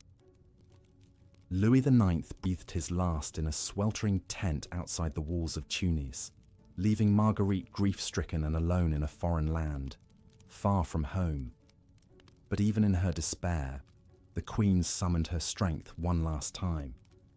With the same fortitude that had seen her through decades of tumult, Marguerite rallied the Crusaders and negotiated a treaty with the Emir of Tunis. Only then did she accompany her husband's body back to France for burial in the Basilica of Saint-Denis. Marguerite spent her final years in quiet piety, withdrawing to a convent she had founded. She had endured a lifetime of uncertainty and loss, always striving to hold the center amid the chaos. Her story reminds us of the remarkable resilience of these medieval queens, who navigated the razor's edge between power and peril with grace under unimaginable pressure. But Marguerite of Provence was far from the only royal woman to leave her mark on the Middle Ages. Across the Channel in England, another formidable queen was carving her own path through the tangle of medieval politics. Her name was Eleanor of Castile, and she was in many ways the archetypal medieval queen, beautiful, pious, and utterly devoted to her husband, King Edward I. But beneath that conventional surface beat the heart of a truly exceptional woman. Like so many royal brides, Eleanor was sent to England at a young age, betrothed to the future Edward I when she was just 12 years old.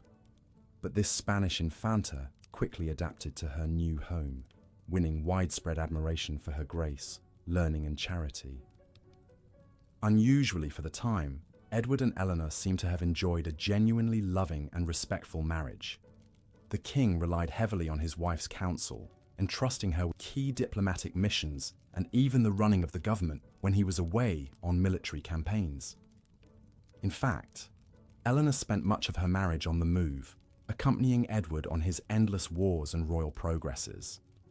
This was no small thing at a time when travel was slow, arduous, and fraught with danger, especially for a woman who was almost constantly pregnant. But Eleanor took to the road with aplomb, overseeing a huge household staff and earning a reputation for her tireless work ethic. Rare for a queen, she even joined Edward on crusade to the Holy Land in 1270, sharing the hardships of the campaign trail. However, it was in times of crisis that Eleanor truly shone.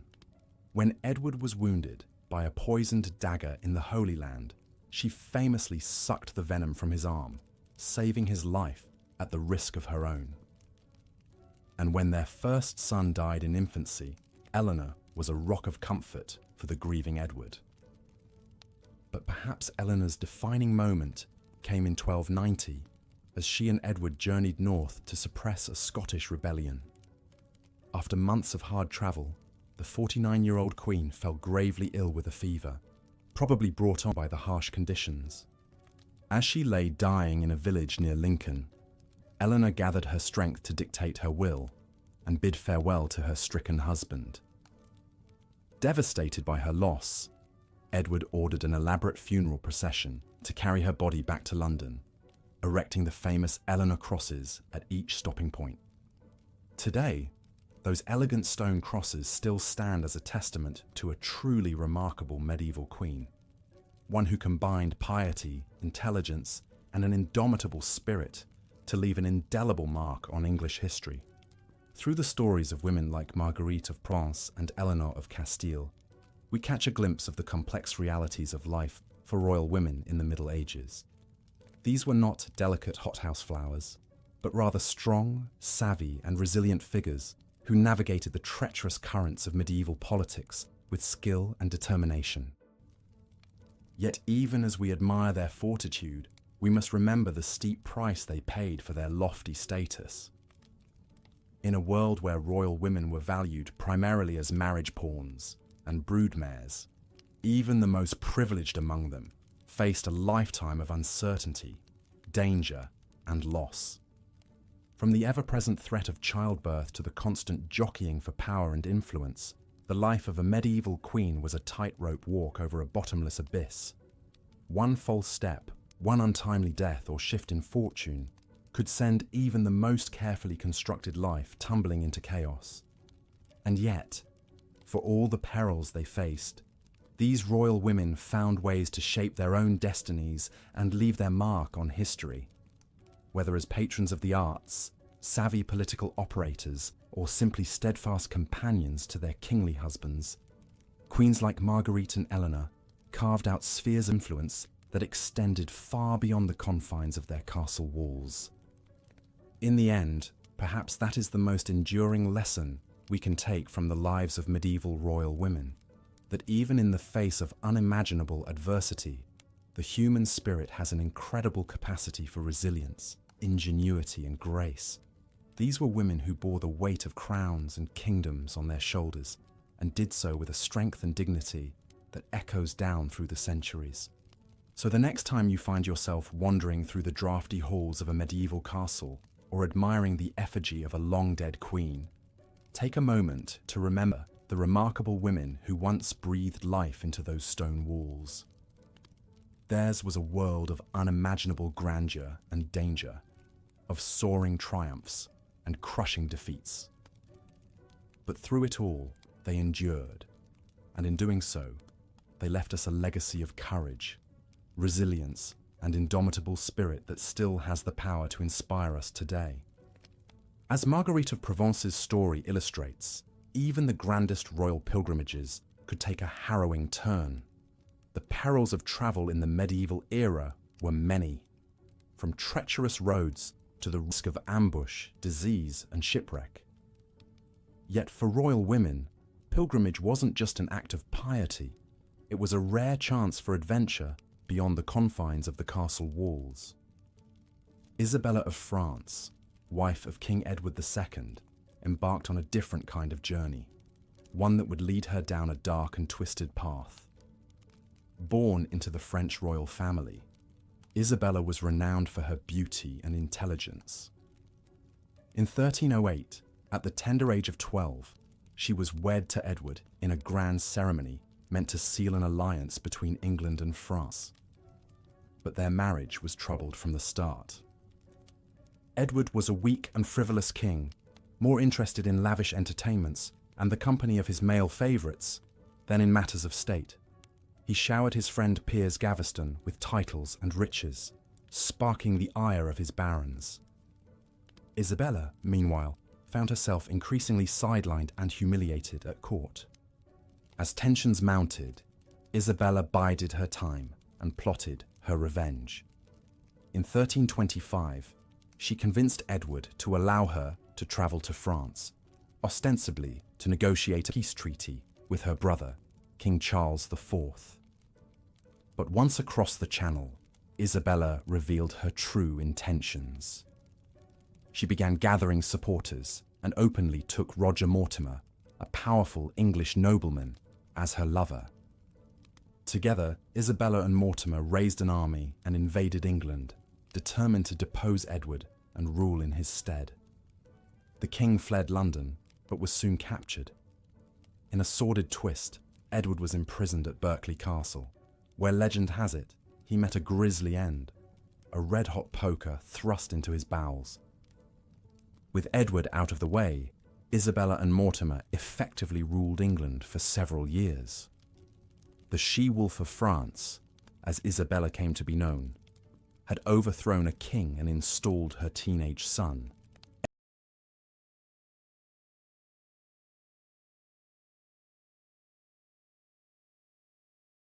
Edward III as a puppet monarch.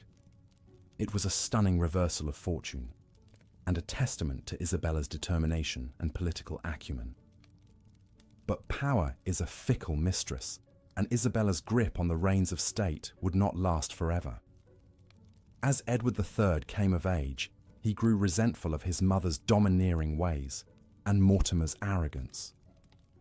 In 1330, the young king staged his own coup, arresting Mortimer and having him executed for treason.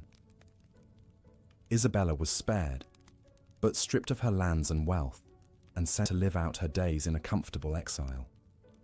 Isabella's story is a stark reminder that even the most influential of medieval queens were ultimately dependent on the whims of men, whether husbands, sons, or lovers.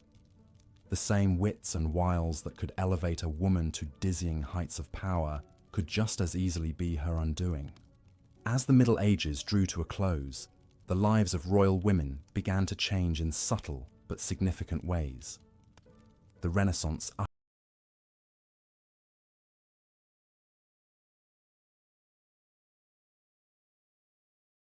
ushered in new ideas about education and the arts, and noble ladies increasingly pursued learning for its own sake. Queens like Elizabeth I of England and Isabella I of Castile would wield power in their own right, reshaping the political landscape of Europe. Yet even as the old feudal order crumbled, medieval ideals of femininity and queenship cast a long shadow. Royal women were still prized for their beauty, their fertility, and their piety above all else. They navigated a treacherous world where power was precarious and danger lurked around every corner. From Matilda's tenacious fight for the English crown to Isabella's ruthless bid for vengeance, the stories of medieval queens are filled with drama, intrigue, and astonishing resilience in the face of overwhelming odds. These women were more than just pretty faces or political pawns.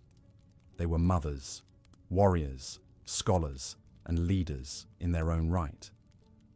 And so we come to the end of our journey through the turbulent lives of royal women in the Middle Ages. In drafty halls and sumptuous chambers, on windswept battlefields and arduous pilgrimages, these remarkable ladies left an indelible mark on history. As we drift off to sleep, let us dream of their triumphs and lament their tragedies, and marvel at the indomitable spirit that carried them through an age of iron and blood. Good night, dear listener, and sweet dreams of fair maidens and fierce queens. As the sun began to set over the rolling English countryside, casting a warm glow on the stone walls of the castle, we return once more to our exploration of the lives of royal women in the Middle Ages. The halls of power were often lonely and perilous places for even the most privileged of ladies. One such formidable woman was Isabella of France, who would come to be known as the she-wolf of France for her tenacity and cunning. Born into the French royal family in 1295, Isabella was married off to King Edward II of England at the tender age of 12 as part of a diplomatic alliance.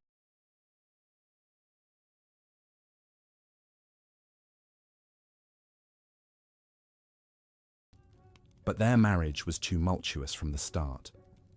Edward was rumoured to prefer the company of his male favourites, particularly the unpopular Piers Gaveston, over that of his young bride. Isabella, feeling scorned and isolated in a foreign court, was left to navigate the treacherous waters of English politics largely on her own. But navigate them she would, with a skill and determination that would make her one of the most influential figures of the 14th century.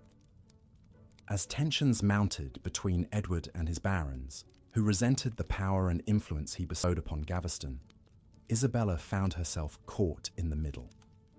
She reportedly pleaded with her husband to send Gaveston away for his own safety, but Edward refused.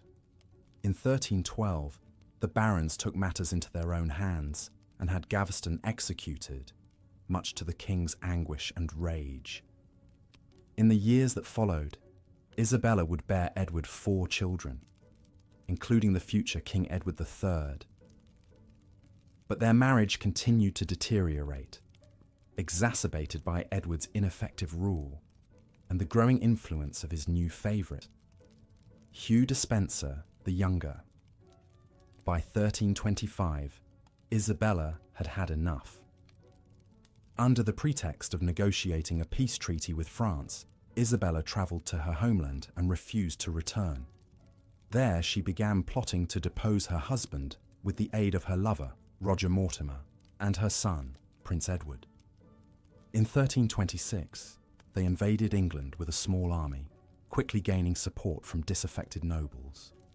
Facing little resistance, Isabella and Mortimer seized power, forcing Edward II to abdicate in favour of his son.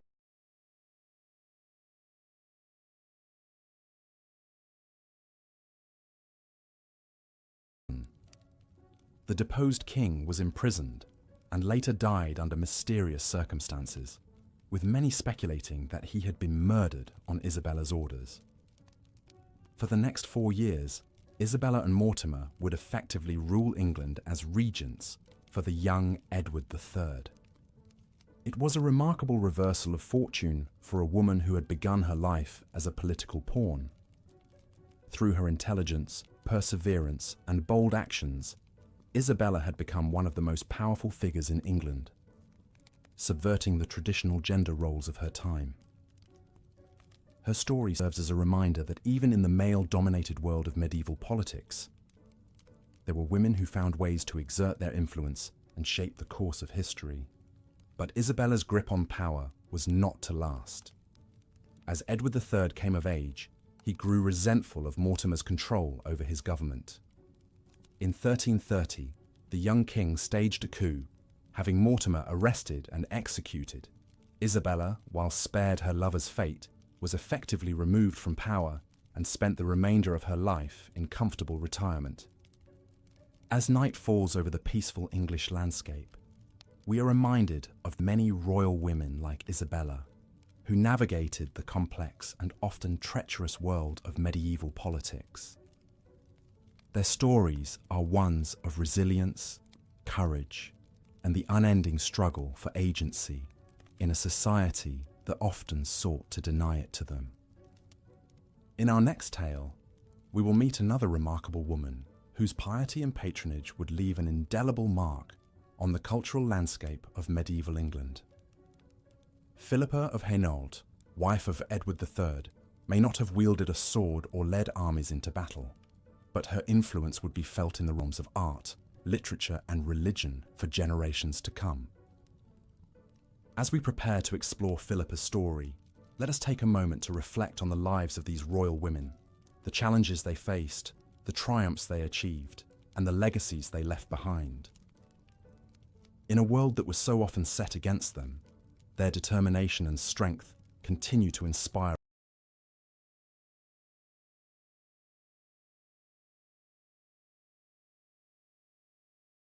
us to this day. But for now, let us rest and allow the gentle embrace of sleep to transport us back to a time long past, where the stone walls of castles stood tall against the horizon, and the echoes of history whispered through the ages. Good night, and pleasant dreams. As we reflect on the precarious positions, political pawning, and lack of autonomy that marked the lives of royal women in medieval times, it's worth taking a closer look at some of the strong-willed queens who managed to carve out real spheres of influence despite the odds stacked against them. One of the most notable examples is Isabella of France, whose story is as dramatic and tumultuous as any soap opera plot. Born into the French royal family in 1295, Isabella was married off to King Edward II of England at the tender age of 12 as part of a diplomatic alliance. But their marriage was far from a fairy tale romance. Edward was notorious for his close male favourites, including the unpopular Hugh Despenser the Younger.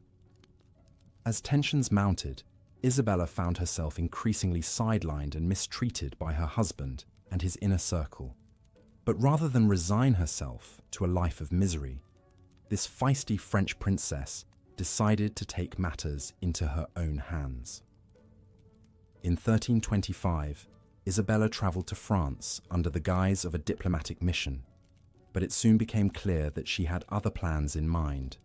Joining forces with her lover, the exiled English Baron Roger Mortimer, Isabella raised an army and launched an invasion of England to depose her husband. Talk about a woman scorned.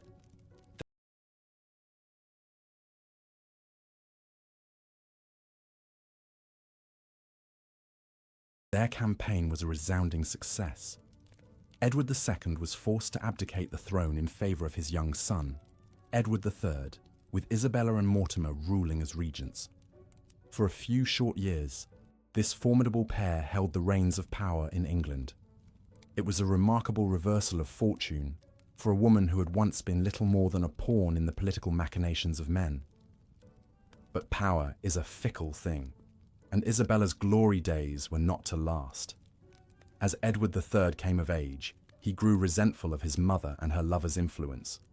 In 1330, he staged his own coup, arresting Mortimer and executing him for treason.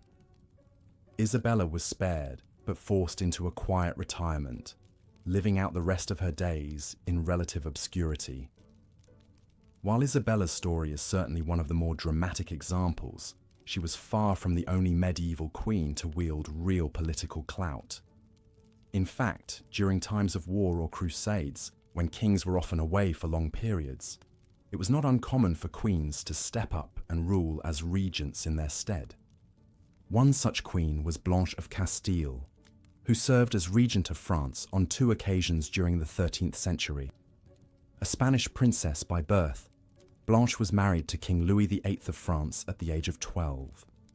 When Louis died just 12 years later, Blanche found herself in the challenging position of ruling on behalf of her young son, Louis IX. Despite facing opposition from rebellious barons who resented being governed by a woman, Blanche proved to be a capable and effective ruler. She quelled uprisings, negotiated treaties, and even personally led troops into battle when necessary. Under her guidance, France enjoyed a period of relative stability and prosperity. Blanche would once again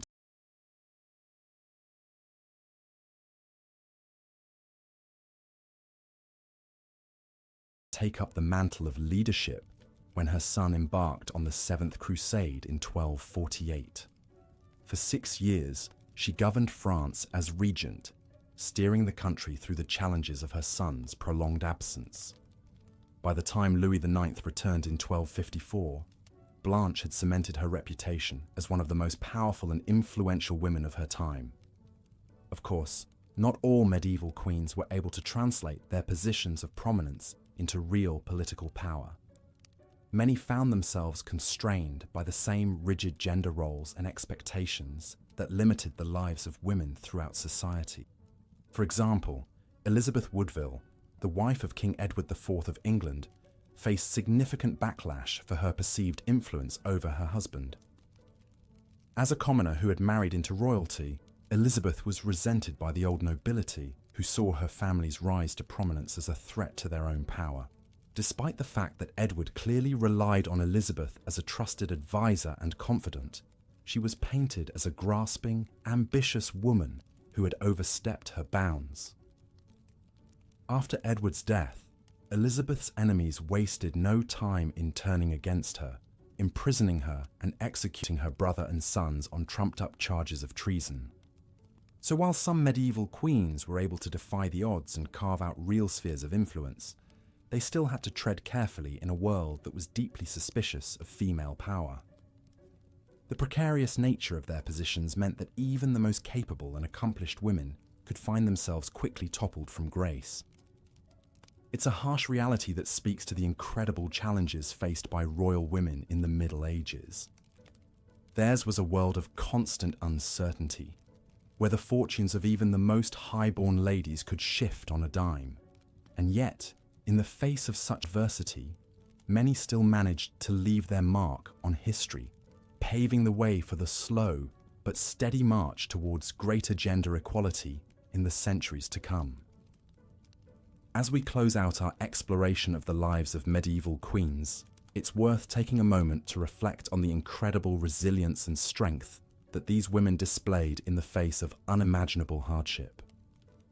From political pawns to powerful regents, their stories serve as a testament to the enduring power of the human spirit, even in the darkest of times.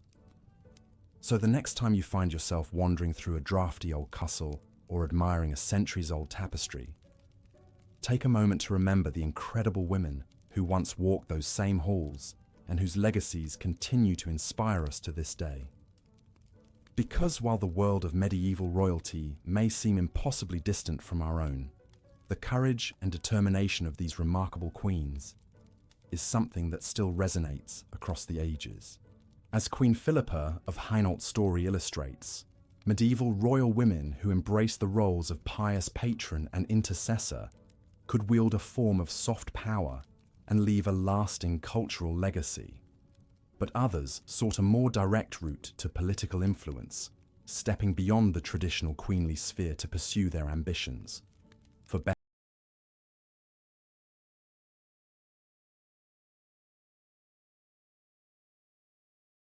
better or for worse. One of the most dramatic examples of a queen claiming hard power is the turbulent tale of Isabella of France. Born in 1295, Isabella was the daughter of King Philip IV of France. At the tender age of 12, she was sent to England to wed the 23-year-old King Edward II. It was an arrangement intended to foster peace between the two kingdoms, but it planted the seeds of future strife. Edward II proved an inept and frivolous ruler who infuriated the English nobility by indulging his male favourites with undue influence and wealth. Poor Isabella not only had to contend with a feckless husband, but found herself sidelined at court by his companions, like the infamous Piers Gaveston. Her humiliation mounted as Edward neglected his husbandly duties to the point that some questioned whether their firstborn son was truly his heir. Tensions finally boiled over in 1325 when Isabella, now a frustrated queen in her 30s, travelled to France on a diplomatic mission. There, she made a fateful alliance, partnering with her exiled lover Roger Mortimer to amass an invasion force.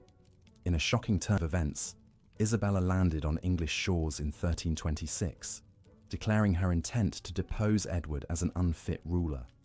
Astonishingly, the royal couple's own teenage son, the future Edward III, sided with his mother in the coup. The hapless king was quickly overwhelmed. He was forced to abdicate the throne and was later brutally murdered, almost certainly at Isabella and Mortimer's command. For 4 years, the rebel queen ruled as regent for her young son, exacting vengeance on her enemies and richly rewarding her supporters. It was a heady period of female power that upended all notions of what a highborn woman and royal wife could do. But Isabella's flagrant affair with Mortimer and her increasingly ruthless actions alienated the nobles. When Edward III came of age in 1330, he seized control by staging his own palace coup. The Dowager Queen was initially confined to house arrest, although she eventually reconciled with her son and lived to a ripe old age. Isabella of France's story is a reminder of just how much was at stake in the game of medieval politics that royal women were thrust into. Her daring actions make her stand out from so many of her contemporaries,